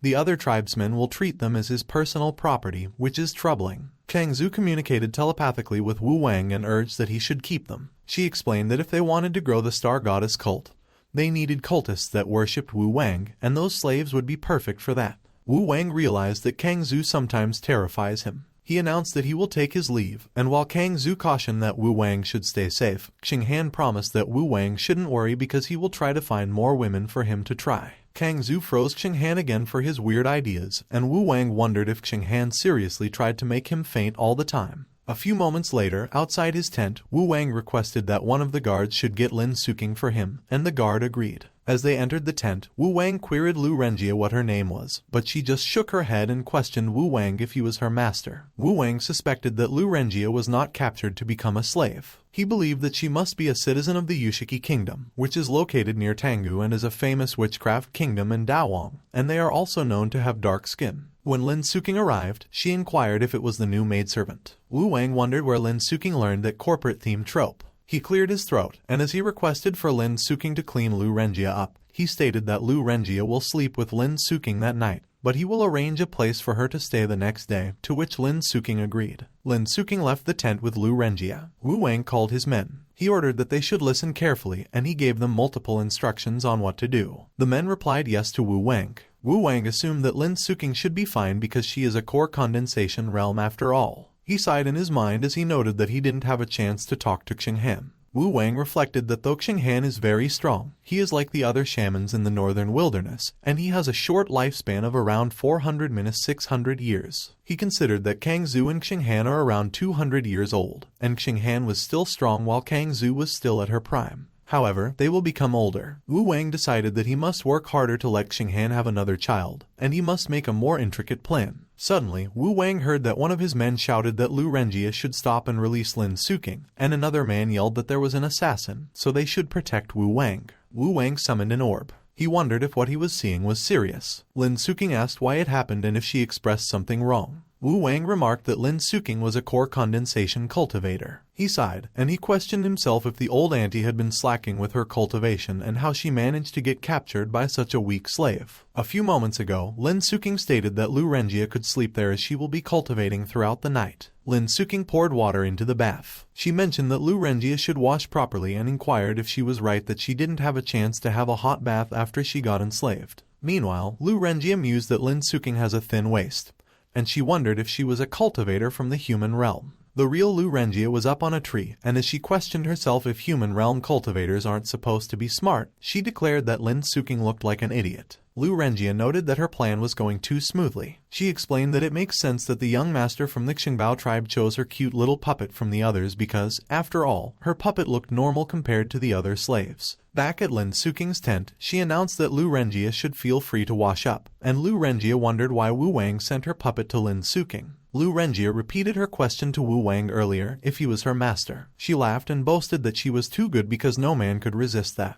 Lu Renjie asserted that after she gains Wu Wang's trust, she could secretly poison his food and easily reap the rewards. Back at Lin Suking's tent, Lu Renjie replied yes and called Lin Suking madam, but Lin Suking advised that she should relax because it was only the two of them and she was not the madam. Lin Suking commented that it was a soundproofing array, so Lu Renjie didn't have to worry about getting heard by anyone when she bathed. Lu Renjie was surprised when she saw a human realm array. Lin Suking probed if Lu Renjie was really from the Yushiji kingdom, and Lu Renjie responded yes. Lu Renjie drowned in questions when Lin Suking interrogated her if they have a lot of witch doctors, if it was really near Tengu, if their people have dark skin because of the sun, and if the legend of Kuafu chasing after the sun was real. Meanwhile, the real Lu Renjie pressed if Lin Suking was for real, what she was doing, and if it was a new form of interrogation. Lin Suking inquired if she was right that their people have an evil secret technique that destroys a person's mind and transforms them into a living puppet. Lu Renjie speculated if Lin Suking was only acting like a fool. Lin Suking noted that she saw it in an incomplete scroll, so Lu Renjie should go wash herself up as she will find it and show her, which made Lu Renjie contemplate if Lin Suking was testing her. Lu Renjie considered if her cover got blown and if Lin Suking was telling her those things deliberately. Suddenly, Lu Renjie announced that Lu Renjie had some weird inscriptions on the back of her neck, and she probed if they were the turtle and snake gods their people worship or if there was another meaning to them. Lu Renjie replied no and that the slavers did it. Lin Suking assured that Lu Renjie shouldn't worry because she will be safe there. She offered that Lu Renjie should just tell her if she needed anything, and she could even wash her back for her. Suddenly, Lin Suking remarked that it was weird that Wu Wang suddenly wanted a new maidservant but didn't use her, and as she pondered if Wu Wang was bored of bullying her and now wanted to bully others, Lu Renjie reflected on what that meant and if Wu Wang was a sex maniac. Lu Renjie opined that it was sick and that the named tribes of the northern wilderness are too corrupted. Lin Suking suddenly observed that she thinks she saw the inscription on Lu Renjie's neck on an ancient goatskin scroll. Lu Renjie surmised that Lin Suking did recognize the inscription as a snake god seal that is used to control a puppet. She insisted that they should escape and that Wu Wang must have known about the puppet and was searching for them. Lu Renjie cursed in her mind as she realized that it was different from what they told her, and she questioned if the people of the northern wilderness weren't as stupid as they were strong. She ordered her puppet to capture Lin Suking and help them stall Wu Wang and his men. Lin Suking pleaded that Lu Renjie should have mercy. Back to the present, Lin Suking recounted that it was what happened. Wu Wang expressed that he couldn't believe that Lin Suking was that naive and queried her if she knew that she was a core condensation cultivator. Lin Suking inquired to Wu Wang if he knew about it. Wu Wang confirmed, of course. Wu Wang remarked that he shouldn't have sent the puppet to Lin Suking, and he didn't expect her to figure out the puppet's identity. He stated that he originally planned to use Lin Suking's naivete to confuse the enemy and stall for time. Wu Wang thanked Lin Suking for her hard work. Lin Suking inquired of Wu Wang if he could at least tell her before he does something like that again because it was really embarrassing. Wu Wang declared that Lin Suking shouldn't move and let him dry her hair as compensation, and Lin Suking replied okay. He mentioned that he never intended to put Lin Suking in danger because Kang Zhu watched over them, so Lin Suking didn't have to worry about anything as long as she was under the stars. Lin Suking wondered if she ruined the plan and noted that she will work harder so it doesn't happen again. Suddenly, Wu Wang was amused as he commented that it was fast and that hiding from Kang Zhu's sight was impossible after all. Wu Wang queried if Lu Renjie was a Yushiji witch doctor. Lu Renjie immediately expressed that Wu Wang should let her be his slave because she will do anything he asks as long as he spares her life. Wu Wang questioned Lu Renjie if the things she was willing to do were decent. Lu Renjie observed that it could be as indecent as Wu Wang wanted if he allowed it. Wu Wang quickly uttered that Lu Renjie should forget it because he is a serious young master. He announced that his men should take Lu Renjie away and execute her. Lu Renjie immediately pleaded for Wu Wang to have mercy, and she added that she could warm his bed and she would let him do her with any pose he wanted. Wu Wang exclaimed that he was not that kind of man. He also considered that the old auntie looked way better than Lu Renjie. Xingxin called Wu Wang and reported that they interrogated the assassins but were unable to find out the mastermind behind that, and the shamans were helpless as well. Wu Wang asserted that someone had targeted the young master of the Qingbao tribe, so they will lose face if they don't deal with the perpetrators properly. He advised that Qingsan should execute those men immediately, but they shouldn't feed them to the wolves and wait until morning to spread the news. Wu Wang instructed that Qingsan should tell everyone that Kang Zhu had cast an advanced star wish technique, and under the guidance of the star goddess and the karmic laws of the world, Kang Zhu will cast a spell on the assassins' bodies and trace the origin of the incident in 7 days. Qingsan entreated Wu Wang if he could repeat what he said and what a karmic law was. Wu Wang responded that Qingsan should just spread it as he said, and he had written them down for him, and Qingsan consented yes. Lin Suking pleaded with Wu Wang if they were really going to kill them just like that, and Wu Wang responded that those who kill should be prepared to be killed. Wu Wang counseled that Lin Suking shouldn't take pity on those people because they are assassins. 7 days later, a camp was attacked and burned. Qingsan reported to Wu Wang and informed that the Changmao tribe had taken action as they were the ones who hired the Yushiji assassins. Wu Wang proposed that they should let them perish because it seemed that they had been too complacent and the little-named tribes had forgotten the prowess of the Qingbao tribe. He warned that Qingsan should be careful because other large-named tribes might have supported the Changmao tribe in the war as the Changmao tribe acted too recklessly against them, and Qingsan confirmed yes. Wu Wang believed that flexing their muscles in an appropriate manner was the only way to stop the factions that threatened their tribe, and it was the only way to survive in the northern wilderness. He felt that it was also time to broaden his understanding of the human realm. Wu Wang revealed that he has obtained permission from his parents, and he thinks that it was the right time to find a cure for his strange illness. 1 month later, Wu Wang proclaimed that he was going to the human realm, and as he whispered about the beautiful women, he muttered that he came. A girl called Wu Wang as her husband, and Wu Wang wondered who it was. Wu Wang wondered if the girl was referring to him when she stated husband. Still addressing him as husband, the girl remarked if she was right that he liked her. The girl voiced that it was a promise that they were already husband and wife, and Wu Wang wondered who she was. Wu Wang wondered if the girl knew him. The girl mentioned that since they were husband and wife, she was going to leave a mark on him. When Wu Wang heard what the girl explained about being husband and wife and leaving a mark, he figured that she shouldn't, but he couldn't speak. The girl bit Wu Wang on the neck. Finally able to speak, Wu Wang relayed who she was, but he reported what was happening. Wu Wang was already far away from the girl, and she responded that she wouldn't let him wait too long. The girl declared that Wu Wang should wait for her. Wu Wang expressed that the girl shouldn't go, and he woke up from his dream. Lin Suking uttered if it was too warm, but instead of answering her question, Wu Wang requested that Lin Suking not bother him. Lin Suking indicated what happened and if he had an inspiration when he was asleep. She wondered if Wu Wang fell in love and why the girl was small. Wu Wang noted if he forgot something and if he lost his memory when he was 7 years old. He believed that it was impossible because his memory is intact and there weren't any missing links. Wu Wang considered that with his level of cultivation and Star Wish techniques, it was impossible for him to have random dreams, so he wondered if there was a deeper meaning to it. Lin Suking observed what was wrong and if it was a nightmare. Wu Wang commented how he fell asleep. Lin Suking claimed that Wu Wang slept just like that as he started meditating when he entered the carriage, and he started snoring. She answered that maybe Wu Wang needed to relax from cultivating, and it is a big taboo to cultivate too much because one might get affected by their heart demons. When Wu Wang heard Lin Suking mention heart demons, he wondered if his Tao heart wavered because he was too desperate to find the source of his illness. He presumed that it might be a heart demon or maybe the source of the strange illness. One of the tribesmen called Wu Wang and spoke that they were near the city market, and according to the rules set by the named tribes, their troops must not enter the market. Wu Wang informed how their contact on the inside was, and Lin Suking revealed that they were ready. Wu Wang surmised that he had never seen the owner of those almond-shaped eyes. He guessed that the eyes of the star goddess are long and slender, and they are Denfang eyes. Wu Wang reckoned that he used to think that the star goddess was interested in him, so she gave him that blessing that stopped him from approaching any women. He reasoned that he had never had an injury on his shoulder, and there weren't any bite marks either. Wu Wang concluded that it seemed that his illness had become even more complicated. Wu Wang remarked if the human realm was on the other side of the ocean.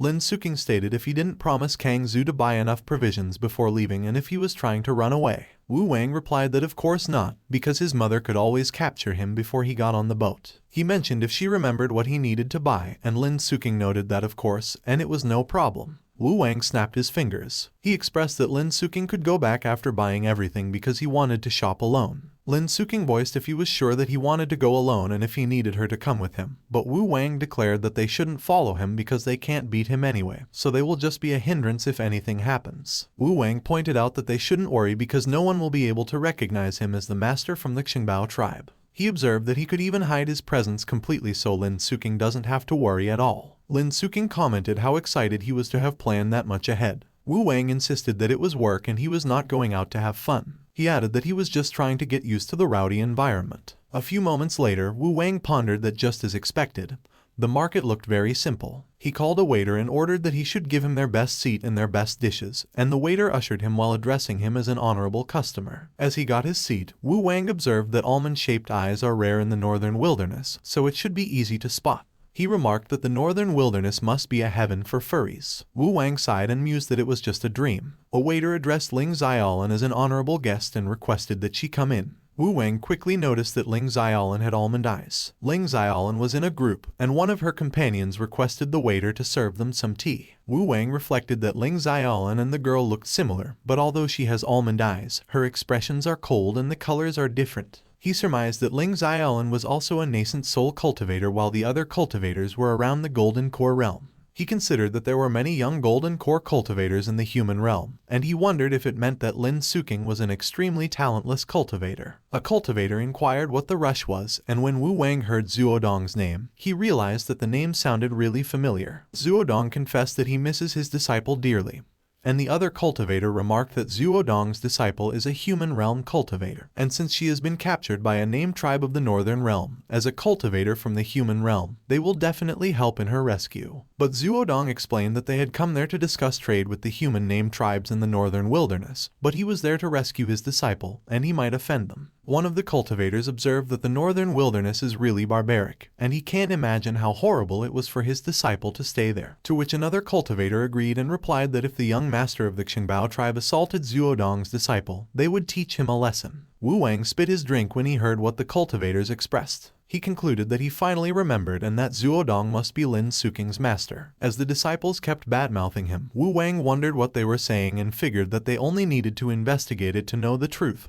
and that their overfamiliarity and self-righteousness are repulsive. He reasoned that since those onions were saying that they wanted to challenge the Xingbao tribe, he wondered how long they could last outside the main hall, and he supposed that it would be 3 seconds, but he took it back and believed that it was maybe 4 seconds. Wu Wang reckoned that after all, Ling Xiaolin seemed to be stronger than most nascent soul cultivators, so she should last 1 more second. Jaimo called his friends. He inquired why they didn't wait for him. Zuodong and the other cultivators at his table looked at Jaimo uncomfortably. Zuodong cleared his throat and proposed that Jaimo could take his seat if he wanted. But Jaimo insisted that it was fine and requested that Zuodong stay where he was. Jaimo greeted Wu Wang. He mentioned that he came from a faraway place and he heard that the people of the northern wilderness are very friendly. And since he has experienced the lands of the northern wilderness, he was wondering if Wu Wang could introduce him to the wine around there. Wu Wang addressed Jaimo as his friend and remarked that he should come. A few moments later, Jaimo laughed and stated that it really tastes different. Wu Wang believed that Jaimo was more interesting than the other cultivators, but he wondered why the others were isolating Jaimo. Meanwhile, one of the cultivators mentioned that in that trial, their first task is to present the Daling and Xingbao tribes of the northern wilderness with some gifts, form an alliance with them, and obtain a batch of cultivation resources from them. And another cultivator noted that their second task is to go to the Zushi forest and return with the beast core of a 5,000-year-old beast. The cultivator observed that with Ling Xiaolin's help, they could complete the trial with ease, and they could officially join the group. But before the cultivator could say what group it was, Ling Xiaolin silenced him. Wu Wang simply laughed and sighed as he mused that those cultivators were really interesting because they talked about their mission loudly like greenhorns wanting attention. He used his Star Wish technique and declared that it should tell the Daling tribe that there are human cultivators coming and that they should hurry and go to their Xingbao tribe. Wu Wang considered that they were recklessly scolding the sex-fiend young master in the northern wilderness, and he still secretly laughed sinisterly. On the other hand, Wu Wang still wondered what the sudden ripple of energy was. Jaimo communicated with Wu Wang telepathically and addressed him as his friend. Jaimo replied that Wu Wang shouldn't say anything, and he just wanted to ask him some questions, and if it is a yes, he should blink his eyes. Otherwise, he should give him a smile, and he will reward him handsomely later. He commented whether he was a local. Wu Wang enthusiastically blinked his eyes. Jaimo proclaimed that he brought a lot of cash, but he had nowhere to spend it, and he heard that the women of the northern wilderness are good with their hips, so he wanted to experience it. He voiced if Wu Wang could show him the way. Wu Wang cursed in his mind, and he wondered if the cultivators in the human realm were that open-minded and if the northern wilderness wasn't the one that had more adventurous and open-minded people while the human realm was shy and secretive with their sexual endeavors. Jaimo revealed what the matter was and if he was drunk while shoving a bag of cash on him. Wu Wang uttered that it was right. He was drunk, really drunk. He informed whether all of them were from the human realm. Jaimo responded that it was right, and as he introduced himself, he added whether he could ask for the name of his honorable self. Wu Wang laughed and indicated that the way Jaimo speaks is really different. He asserted that his name is Hu Dai and he is a hunter, and it is rare to see people from the human realm that dress like Jaimo. Meanwhile, one of the cultivators scoffed and reported that Jaimo still remembers that he is from the human realm, and that he is a shape to all of them, cultivators. Jaimo expressed what tribe he was from and conveyed that, to be honest, they came to the northern realm to find the two named tribes that represent them as humans, as they hope to discuss something important with them. Wu Wang averred that he is from the Dowling tribe, and they are the largest named tribe in the northern wilderness, and their tribe leader is very friendly. He whispered and hinted that he would tell Jaimo a secret that everything is negotiable as long as he would praise their young master. Jaimo disclosed that it was a coincidence because they are looking for the Dowling and Qingbao tribes. He spelled out that he has a flying artifact, and it is very fast, so he wondered if Wu Wang could spare them some of his time and bring them to the territory of the Dowling tribe. But Wu Wang politely refused and specified that he was still busy. He clarified that additionally, Jaimo had already given him a bag of money, so he suggested that they find some wild hips for him instead and promulgated that he cannot bring Jaimo to their tribe's territory, but he will find him the best hips instead. One of the cultivators chimed in and signified that if Jaimo was that desperate, he could take his time to find girls instead and just wait for them to come back. Jaimo opined that, as they all know, he is a debaucherous man. But even though he is interested in trying the women there, he knows his priorities and will never forsake the task at hand. The cultivator avowed that the Jai family is known for their brave warriors and martyrs that had made huge contributions to the human realm, but he posited how they produced such a shameful heir in that generation. Jaimo simply thanked the cultivator for caring and explained that he is used to living freely and he is sorry about it. Wu Wang reasoned that he was only trying to tease Jaimo, and he didn't expect him to have such a foul reputation in the team, so he even felt sorry about it already. Ling Xiaolan remarked that staying there any longer is pointless, so they should go to the Qingbao tribe and settle the issue with Elder Zuodong's disciple, and if the young master of the Qingbao tribe violated her, they would make him pay. Wu Wang considered that Ling Xiaolan's voice is like the chime of a mountain spring and the plucking of a kin. He pondered that her voice is clear and refreshing, with each word spoken round and whole like pearls. He stated that the voice is very wholesome. Wu Wang believed that it was too bad that Ling Xiaolan doesn't speak much. Jaimo thanked Wu Wang for his wine and mentioned that he would be leaving.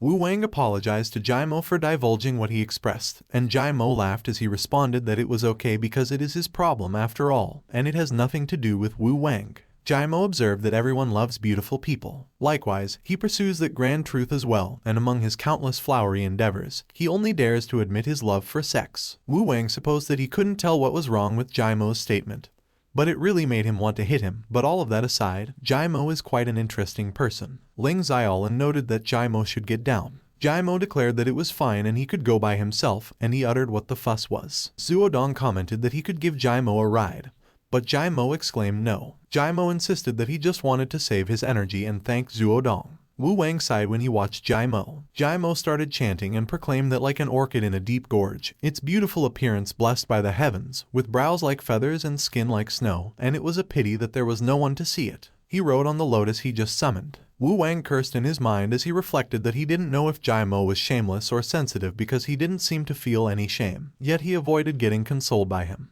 He yelled and exclaimed that they were going the wrong way because his home is in the east. Wu Wang explained he should just forget it as it was time to go back anyway. He commented that he wouldn't tell Lin Suking about her master, and he indicated what he should buy Lin Suking. A few moments later, inside the main hall, Wu Wang stated if he treated her well. Lin Suking responded, of course, and that she really likes the hammer he got for her. Wu Wang stared at Lin Suking in a daze. He remembered the time when Lin Suking got drunk, and she cried as she conveyed that the letter her clan gave her must still be on its way and that the Qingfeng Wanju clan will never forget about her. Wu Wang suspected that Lin Suking must have suffered when her clan brother and sister left. Meanwhile, Lin Suking was worried, and she wondered if Wu Wang discovered that she had been receiving kickbacks from the market. Lin Suking immediately knelt in front of Wu Wang. She informed that the treasures she has bought for Wu Wang were all the best quality items that she has chosen from at least 3 traders, and they are definitely cost efficient, and she has only taken 2 boxes of cosmetics. But Wu Wang ignored what she uttered and asserted that it has been 5 years. He acknowledged that Lin Suking will go back in 1 year and inquired if she misses home.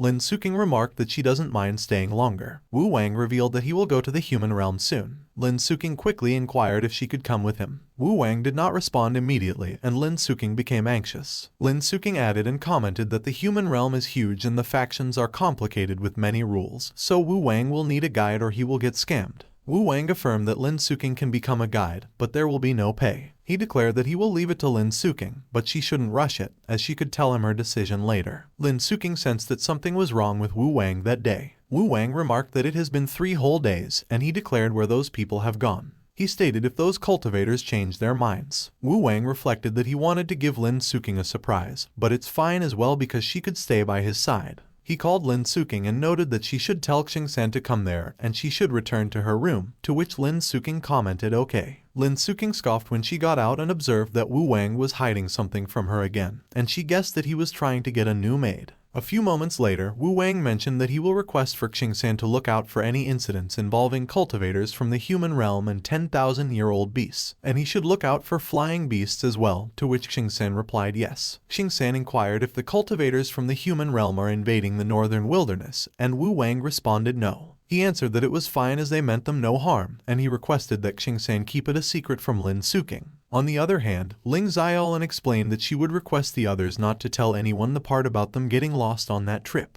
Ling Xiaolan noticed an arrow coming towards them. The huge arrow went past them, and she was stunned because she barely dodged it. Ling Xiaolan advised that everyone should stay alert. A giant wolf human below uttered that it was the Xingbao tribe's territory and wondered who they were. Jaimo informed that they were cultivators from the human realm. He specified that they were there in good faith and were seeking a young woman. Jaimo requested the giant wolf human to inform their tribe leader of their arrival. The giant wolf human expressed that if what Jaimo conveyed is true, he will inform the tribe leader, but for the time being, he will introduce them to their young master. Jaimo was speechless when he saw the giant wolf discard his bag of cash on the ground. Ling Xiaolan affirmed that it was a coincidence because they needed to meet the Xingbao tribe young master anyway, and Jaimo professed that he would request Ling Xiaolan not to cause any unnecessary conflicts. He pointed out that she barely avoided that arrow earlier, and the tribe has over 100 ballistae there, and they could attack all at once. Ling Xiaolan just scoffed, and Jaimo was worried. A few moments later, the giant wolf humans led Ling Xiaolan and the others towards the main hall. When Wu Wang saw that, he queried if she recognized the man ahead. Lin Suking immediately recognized her master. She asked if she could really go and if she could go and meet her master, and Wu Wang indicated that she should just go. Wu Wang reasoned that Lin Suking's dress would get dirty on the road, so he called his men and directed that they should carry Lin Suking across the road immediately. The men carried Lin Suking to greet Zuodong, and Lin Suking called for her master as soon as they got close to where they were. Zuodong didn't recognize Lin Suking, and as he addressed her as a young lady,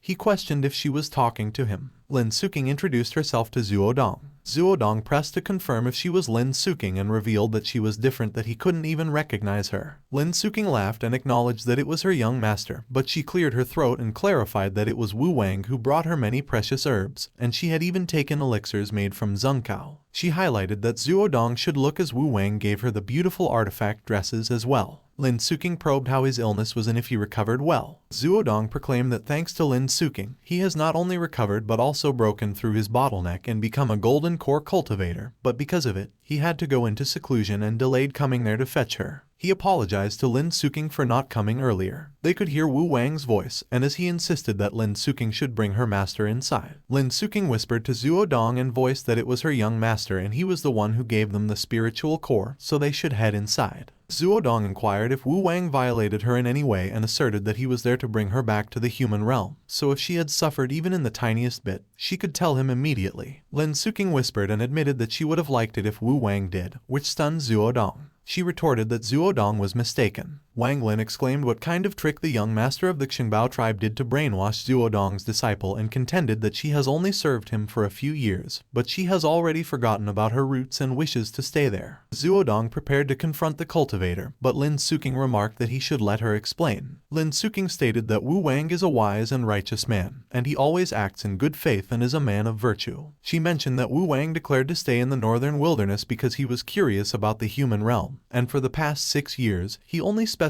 to tell him stories about the human realm. Lin Suking confirmed that the Xingbao tribe did not discriminate against her but rather treated her quite well, to which a tribesman chimed in and noted that Lin Suking was right, and that they will beat up anyone who bullies her. Zuodong declared that he is humbled. He acknowledged that his disciple is a person of her word, and he is relieved that nothing happened to her because Wu Wang is not a barbaric monster, but a man of virtue, as Lin Suking observed. But Wang Lin clicked his tongue and prepared to speculate what Wu Wang did, but Jai Mo interrupted him by calling his name. Wang Lin voiced what he wanted. Jai Mo wondered if he was perhaps jealous. Wang Lin cursed at Jai Mo, but Jai Mo just remarked if he had already forgotten why they were there and added that he should get a hold of himself. Jai Mo insisted that Wang Lin was acting like a spy who wants to sabotage the human realm by acting arrogantly when they hope to gain the Xingbao tribe's favors. He warned that Wang Lin better shut his mouth up because if he ruins their plans, not even his clan would be able to protect him. Jai Mo noted that Wang Lin had never experienced the outside world, which is why he was acting so immaturely, and he wished to apologize to Lin Suking for all the bad remarks Wang Lin made.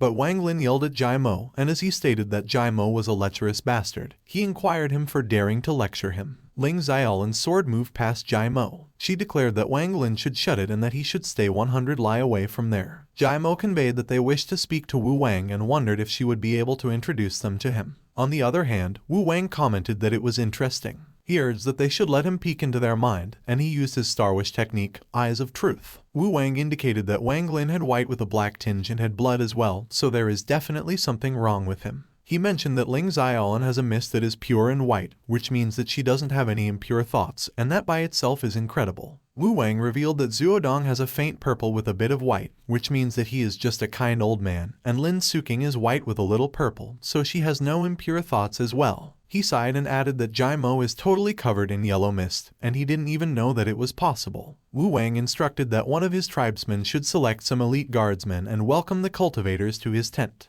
He advised that he should tell them to perk up and not embarrass them in front of the cultivators from the human realm, to which the tribesmen responded yes. He remembered and directed that the tribesmen should tell the women to stay away from the area for the meantime, and the tribesmen replied yes. A few moments later, Jai Mo indicated where all the women of the Xingbao tribe were and stated that he mused that the others declared that the women of the Xingbao tribe were distinctly special. Meanwhile, Lin Suking called Zuodong and mentioned that she is going to wait inside, and when Wu Wang is ready, she will introduce all of them to him. A few moments later, one of the cultivators remarked that she had often heard about the strength of the warriors of the northern wilderness, and judging by the vitality of their bodies, they are equivalent to body cultivators of the origin returning realm. Another cultivator commented that the warriors of the northern wilderness are amazing, and another observed that it will be great if a named tribe like them becomes their allies. One cultivator shared that the northern wilderness has that mysterious Star Wish technique which he heard that it is a power obtained from an innate god and a powerful Star Wish technique user could even fight hand in hand with an immortal to wit. Another cultivator added that the power of gods is no better than the power they obtain themselves, and the Star Wish technique has many restrictions, so the gods will always be wary about the mortals. On the other hand, outside the tent, the tribesmen wondered what he was doing and reported that Wu Wang had ordered them to serve him. One of the cultivators queried what was with the long face and suggested that he should laugh. Wang Lin muttered that he is not interested in that kind of thing. Meanwhile, Jai Mo suspected that Wu Wang looked kind of familiar. Wu Wang called Jai Mo and proclaimed that he heard that the women of the human realm have slim waists, and he too has brought a lot of cash but has nowhere to spend it, so he inquired if he could show him the way.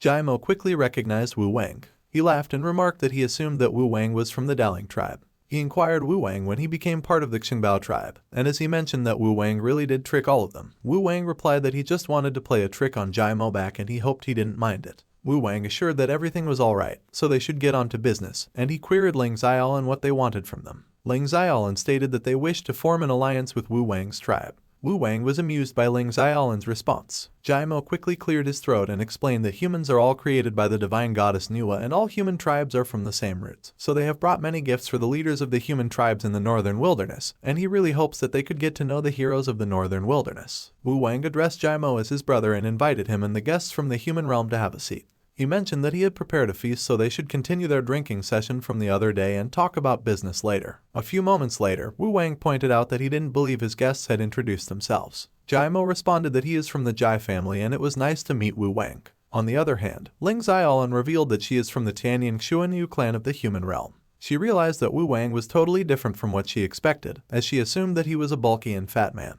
Meanwhile, Jaimo thanked Wu Wang for sparing them his time in his busy schedule and mentioned that they had a little gift, so he hoped Wu Wang could accept it. Wu Wang expressed gratitude to Jaimo, and as he called his men, he instructed that they should take those gifts away and prepare a few carts of precious ores for Jaimo. He turned to the other guests and wondered if he was right that they were happily slandering him a while earlier. Wu Wang emphasized that the human realm has rules, but the northern wilderness has its own rules as well, and the human realm respects civility and courtesy, but the northern wilderness isn't a barbaric place either. Jaimo pleaded with Wu Wang to forgive them because they were too careless and arrogant, and he declared that he would drink the wine as a sign of apology on behalf of his compatriots. Wu Wang reassured him that it was not necessary because if he was truly upset about it, he would have argued with the cultivators at that time, and they also wouldn't be right there in that place either. However, Wu Wang observed that Jaimo seemed to be enjoying the wine as it was the best wine they had in the northern wilderness while reflecting that he knew that Jaimo just wanted to drink. But that does not matter as long as it gets rid of the slander. Wu Wang queried Jaimo if his family is very powerful in the human realm. Jaimo clarified that Wu Wang may not know about it, but there are no royalties in the human realm, and what they have are cultivation clans. He elaborated that his family is just a modest faction that followed the emperor of mankind, so their prestige comes from killing demonic beasts and protecting the human realm. He expressed that because of that prestige, he was forced to bear responsibilities that he couldn't handle, which is why he always enjoys himself, as no one knows when he has to martyr himself for the greater good. Wu Wang remarked that it was the first time he saw someone rationalize their debauchery in such an honorable way and offered a toast for Jaimo. Jaimo suggested that Wu Wang should let him introduce him to Ling Xiaolan. He elaborated that Ling Xiaolan is the most popular star in the human realm and her clan is one of the top 10 most powerful cultivation clans in the human realm. He added that Ling Xiaolan formed her golden core and nascent soul at a very young age, and their seniors praise her as an incarnated immortal. Jaimo whispered at Wu Wang and revealed that Ling Xiaolan is the highlight of their current trip and he was just leeching off her, so he hoped Wu Wang could understand because Ling Xiaolan does not speak much. Wu Wang mentioned that he heard about their goals at the tea shop, so they should talk about business, and he queried Ling Xiaolan what the terms of the alliance were. Ling Xiaolan explained that the human realm lacks ingredients to make their artifacts and a war will happen anytime in the next 30 years, so they need to increase the reserve of their weapons and artifacts. Therefore, they wish to get an exclusive deal for all the ores from the Xingbao and Daling tribes for the next 300 years. While Jaimo considered that Ling Xiaolan was too straightforward and no one would negotiate like that, so he was hoping for Ling Xiaolan to at least use her womanly charm on Wu Wang. Wu Wang inquired Ling Xiaolan what the price was. Jaimo argued that once Wu Wang has an exclusive deal with them, he doesn't have to worry about his sales anymore. Therefore, he should lower the price, but Wu Wang challenged Jaimo if he shouldn't propose a higher price for an exclusive deal. Suddenly, one of the cultivators remarked that they are all humans, which is why Wu Wang should help them. Wu Wang stressed that the only reason why they had the chance to sit there was because they were humans, and he rebuked her for daring to try to threaten him with morals. He explained that the human realm has to fight against the factions from the east, west, and north, and although he lives in the northern wilderness, he knew about their predicaments, but he would request them not to forget that they are in the northern wilderness, and their every move is under the surveillance of the star goddess. Wu Wang clarified that if it was just normal bartering, even if the heavenly emperor sent his men from Zhongshan there, their Xingbao tribe could still ask for the protection of the star goddess. However, he cautioned that it will be a problem if they are seen providing assistance to the human realm, and he apologized because his tribe comes first. Wu Wang declared that he will not allow the cultivators to call them barbarians when they don't need them. He pointed out that they only talk about roots when they do need them. Wu Wang reminded them that they should remember. He asserted that the human realm was once a tribe of the southern wilderness. Ling Xiaolan inquired of Wu Wang whether he had the authority to deal with them. Lin Suking chimed in and clarified that Wu Wang has all the authority of the tribe leader. She explained that Wu Wang's mother is one of the sun seers of the northern wilderness and he is the legal heir of one of the great 7 tribes in the northern wilderness. Lin Suking questioned the cultivators whether they hadn't heard about it before they came to the northern wilderness and asserted that Wu Wang's words have a lot of weight in the northern wilderness. But Wu Wang advised Lin Suking to stay low, and Lin Suking agreed. He remarked that regarding the next business on the agenda, he doesn't believe the cultivators have the authority to talk about it, so he requested them to tell the people protecting them secretly to come out. He added that he hoped to get things over with as soon as possible so he could continue drinking with Jaimo. Ling Xiaolin clarified that they came there alone as a trial and they are not under the protection of any elders. She emphasized that they cannot grow if they do not face any real dangers and that only by enduring pressure over their limits could they grow, but Jaimo cut her off by clearing his throat. Jaimo summoned a translucent paper crane. Ling Xiaolin continued and stressed that cultivation was not only about meditating. But an elder, Grandma Yi, appeared and she apologized to Wu Wang. Wu Wang encouraged Ling Xiaolin to continue. The next morning, the cultivators left. Wu Wang laughed and commented that Jaimo is an interesting man indeed because the leader Ling Xiaolin couldn't look straight at them after what happened. He queried Lin Suking about where her master was and mentioned that he wanted to meet him and she could go back with her master if she wanted because they could always meet up in the human realm later. But Lin Suking refused. She insisted that a promise is a promise, so they should go, and she will bring Wu Wang to her master. Wu Wang reflected that regarding the support for the human tribes in the human realm, they could only provide help secretly, and Jaimo is a good person, so it would be a good idea to be friends with him. Half a month later, Wu Wang was traveling, and he rode on a beast. He contemplated that establishing the star goddess cult did not go as smoothly as he had expected, and dealing with it delayed his departure to the human realm. Wu Wang pondered whether he was right that he could just toss it to Kang Zhu if worse came to worst. Suddenly, Wu Wang noticed Xing San. Xing San called Wu Wang and reported that one of the human cultivators from the human realm has come seeking their help because he is heavily injured. Wu Wang was surprised when he heard that there was a cultivator from the human realm, and he remarked that they should have gone back by that time. Meanwhile, the chief shaman was calling for their great goddess of the stars and pleaded for her to save the injured child. As soon as Wu Wang entered the tent, he called Jaimo. He questioned the chief shaman whether Jaimo could be saved, and the chief shaman explained that Jaimo's injuries were caused by claws and some of them are very close to his vital organs, and there is a powerful medicinal force in Jaimo's body. Wu Wang urged the chief shaman to just tell him frankly if Jaimo could be saved, to which the chief shaman affirmed and explained that Jaimo had only exhausted his internal Kai and did not have any lethal injuries, so she believes he will wake up soon. He remarked that it was not right. Suddenly, Wu Wang instructed everyone to hurry and tell all the girls in the main hall to stay inside their houses for the next few days because Jaimo will turn into a fearsome beast if he sees any girls. Hearing Wu Wang's comment, Jaimo raised his middle finger at him. Wu Wang instructed Jaimo to sit properly if they have rested enough and mentioned that he heard that human cultivators recover faster when they are meditating.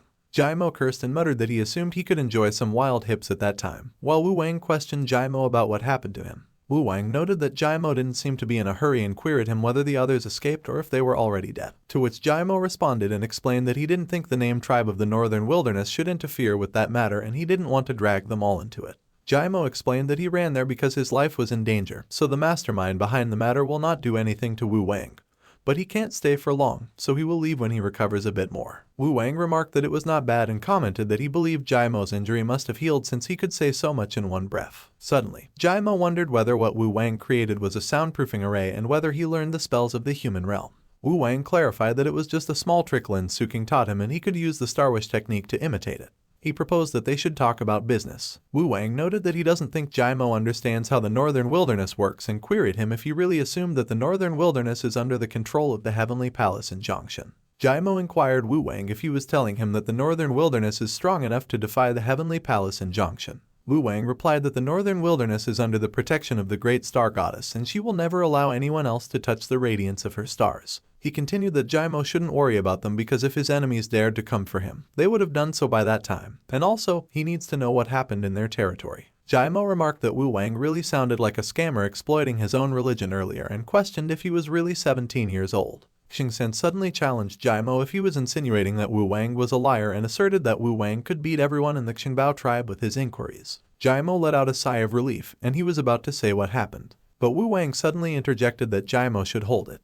He clarified that he is still a growing child, so Jaimo should let him change into a more ergonomic posture first. Jaimo was about to start the story but got interrupted when Wu Wang urged Lin Suking to hurry because the story was about to start. Wu Wang explained that he is still a growing child, so he needs to eat more nutritious food. Jaimo questioned Wu Wang if he was going to listen to the story at all, to which Wu Wang conceded and requested for Jaimo to continue. Jaimo dismissed Wu Wang, stating he should just forget it, and he assumed the enemies came for Ling Xiaolin, and Ling Xiaolin was protected by Grandma Yi. Wu Wang queried about the cultivation of Grandma Yi, and Jaimo explained that she is an Ascension Realm cultivator. He further elaborated that Grandma Yi is strong enough to fight against a weak primordial immortal, and she also carries 2 immortal artifacts with her. Wu Wang realized that Grandma Yi is definitely strong, and compared to the grading system in the Northern Wilderness, the cultivation levels of the human realm are more detailed. He recalled the time when Lin Suking questioned him if she really needed to wear such clothes when teaching him and admitted that it felt very weird. Wang assured Lin Suking that she looked better as a teacher in it, and that way, he could focus more on her teaching. Lin Suking consented and urged that they should continue on with their lesson about cultivation levels. She explained that the cultivation levels of the human realm before becoming an immortal are as follows, and those were the 9 main stages. She further explained that after becoming an immortal, there are 3 stages known as primordial immortal, true immortal, and heavenly immortal. Lin Suking elaborated that what goes after those is not widely known in the human realm, but it is a certainty that stages above the heavenly immortal stage exist because one example is the Emperor of Mankind and the war generals beside him. Noticing Wang's sleepiness, Lin Suking scoffed and reminded Wang that he promised he would pay attention if she wore those clothes.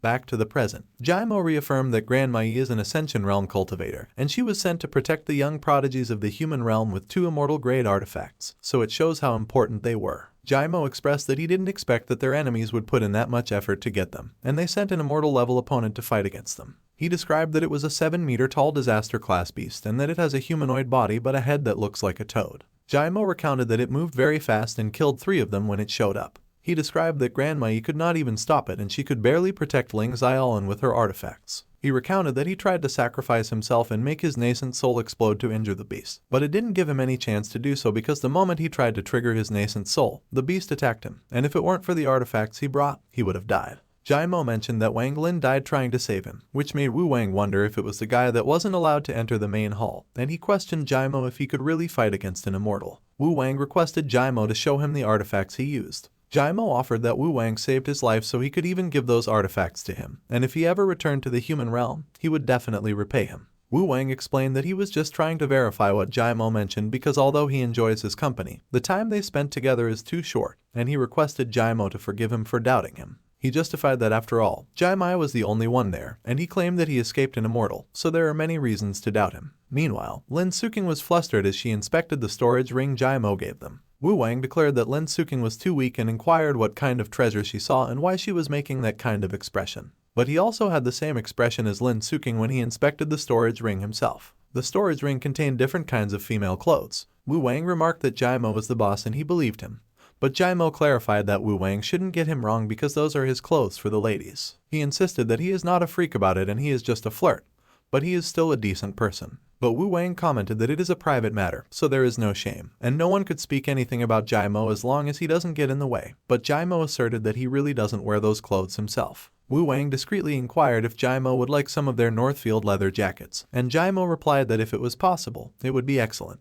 Jaimo reflected that alas, to avoid trouble for the Qingbao tribe, it seems that Wang cannot help anymore, and he can't request help for his own selfish reasons. He realized that he understood and Wang also understood, which is why Wang had been making jokes with him. A few moments later, Jaimo remarked that it was a shame because he hadn't seen any girls from the Qingbao tribe yet. Suddenly, Wang called Jaimo and proposed that he go out and look at the moon if he can't sleep late at night. Jaimo addressed Wang as Qingba, but he corrected himself. He addressed Wang as Hudai and queried what he was doing. Wang wondered aloud if Jaimo was going to save people, and as he noted that the young leader of the Qingbao clan cannot help Jaimo, he inquired if it was difficult for him to help Jaimo even though he is generous. Jaimo insisted that he absolutely didn't mean to underestimate Wang, but with his strength, it is a big one, so they should just forget about it. Wang reassured Jaimo not to worry because no one in the Star Goddess Watchful Eye could harm the Star Goddess truest people. Jaimo wondered if it wasn't nonsense and remarked that if anything happens to Wang, he will feel guilty for the rest of his life. He considered that Wang even brought Qingsen to help him, and as he pondered what more he could say, Qingsen declared that it is fun to fly in the sky, as it was faster than riding a wolf. Wang instructed that Qingsen shouldn't call him master. He explained that he will call Uncle Sam while Qingsen calls him Hudai and that cultivators are able to search everywhere with their spiritual senses, so Qingsen was just revealing their identities. Qingsen complained that all those years of being left at home by the chief to protect Wang, it has been killing him, so they must show their skills at that time. Wang wondered what on earth Kang Zhu was planning. He recalled that Kang Zhu instructed that he should go in person and save the female cultivator named Ling Xiaolan from the human domain. Wang mentioned that it was not good for the family and queried if Kang Zhu could just let him save Ling Xiaolan just because she looks good. Kang Zhu instructed Wang to just go and save Ling Xiaolan because he will naturally know it when he should know. Back in the present, Wang queried if the Wanglin clan that saved Jaimo earlier was very powerful. Jaimo explained that it is not easy for an ordinary clan to cultivate such a talented person, and for Wang Lin saving his life, he is ashamed of receiving that favor, and he doesn't know how to repay it.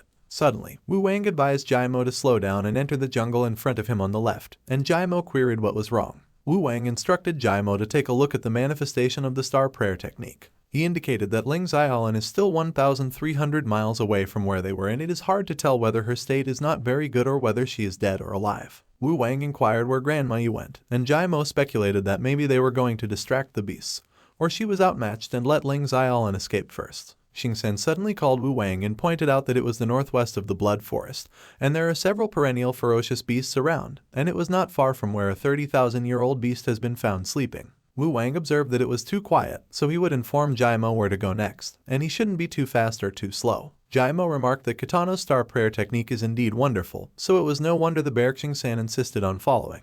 Wu Wang explained that the star prayer technique is a signature of Kitano, and it is difficult to feel the source of star power outside Kitano, especially for those exploration and search-based star praying techniques, so the effectiveness will be greatly reduced. But there was no need for Jaimo to worry. Suddenly, Wu Wang instructed that they should stop because that place was only 100 miles away from the water pool. He suggested that they should split up and Jaimo should go on ahead while he will go around with Xingchen.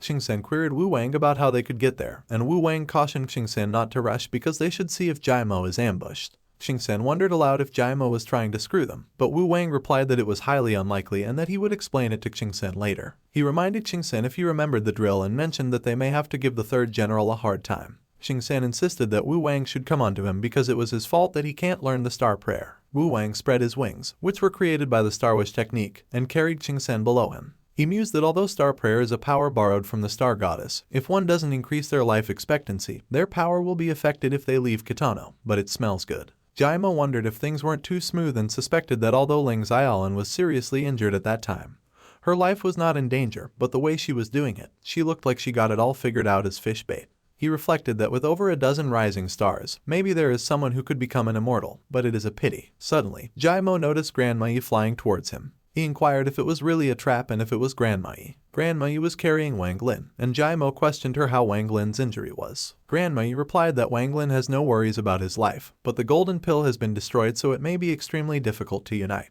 She explained that after she lured the beast away, she searched everywhere and finally found Wang Lin. She queried Jaimo how his injury was, and Jaimo responded that it was already okay, so they should get Lingzai Island out of there because he has made too many mistakes, and he will apologize when he gets back. But Wu Wang suddenly called Jaimo and remarked that it seems that apart from being an intelligent man, Jaimo's only good quality was his compassion for women. He observed that if he was not mistaken, Lingzai Island means a lot to Jaimo. Jaimo questioned Wu Wang what he was doing and clarified that there was no misunderstanding between them. Grandma Yi warned that Wu Wang shouldn't be arrogant because if he hurt one of their new generation of immortals, she would make his clan suffer, so he should get out of the way. Wu Wang scoffed that it really doesn't scare people. He clarified that he was there to save someone, and as he wondered how he could hurt someone, he added that the logic is not very clear. Jaimo countered that Wu Wang can't be serious about it. Suddenly, Xingchen appeared, and he menacingly swung his axe at Wang Lin. Jaimo exclaimed no, and he pleaded for Xingchen to stop. Grandma Yi suddenly pushed Xingchen's axe away. She demanded that Xingchen should get out of there. Xingchen challenged Jaimo if he had seen that in Grandma Yi's eyes, he, the second immortal seedling and the descendant of the Jai family's loyalty, is far less important than Wang Lin, a cultivator from an ordinary clan.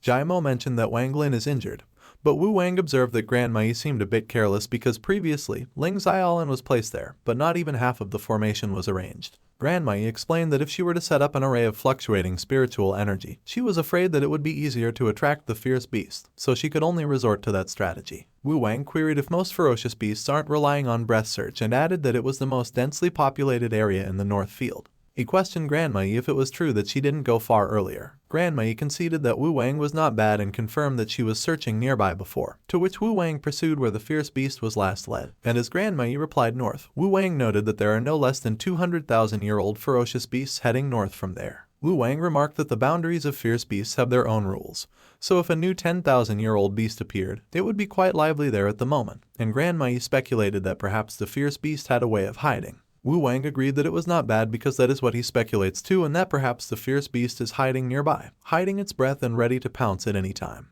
He added that he had one last inquiry. Wu Wang pondered why only Grandma Yi, Jaimo, Lingzai Island, and Wang Lin survived. He argued that Jaimo can't say that there is a certain force in front of people, and if she wanted to cultivate Wang Lin into a future big shot, she deliberately arranged that trip to Kitano. Wu Wang mentioned that he consulted the tutor when he came there. He explained that the Tianying Xuanyu sect has the Xuanyi Pure Heart formula, which could provide assistance for Taoist practitioners and martial arts practitioners, so the youngest son of a loyal family like that is the most favored of all. He added that there should be the border soldiers guarding the human domain behind Jaimo. He remarked that with the help of Ling Xiaolin and Jaimo, Wang Lin's cultivation would improve by leaps and bounds, which is a good strategy, to which Grandma Yi acknowledged that Wu Wang's speculation was quite brilliant, as there are some old people who don't know what they mean, so they should not waste time there and go back to Wu Wang's clan. But Wu Wang objected that he doesn't want things from unknown sources to enter his house, but Grandma Yi shouldn't worry because he has seen a hint of a beast in Wang Lin's soul. Grandma Yi declared that it was enough and that it was Wu Wang's own death. Detecting the blood gas, Wu Wang wondered if the fierce beast was really hiding in the forest, and Qingsen urged that Wu Wang should let him deal with that fierce beast.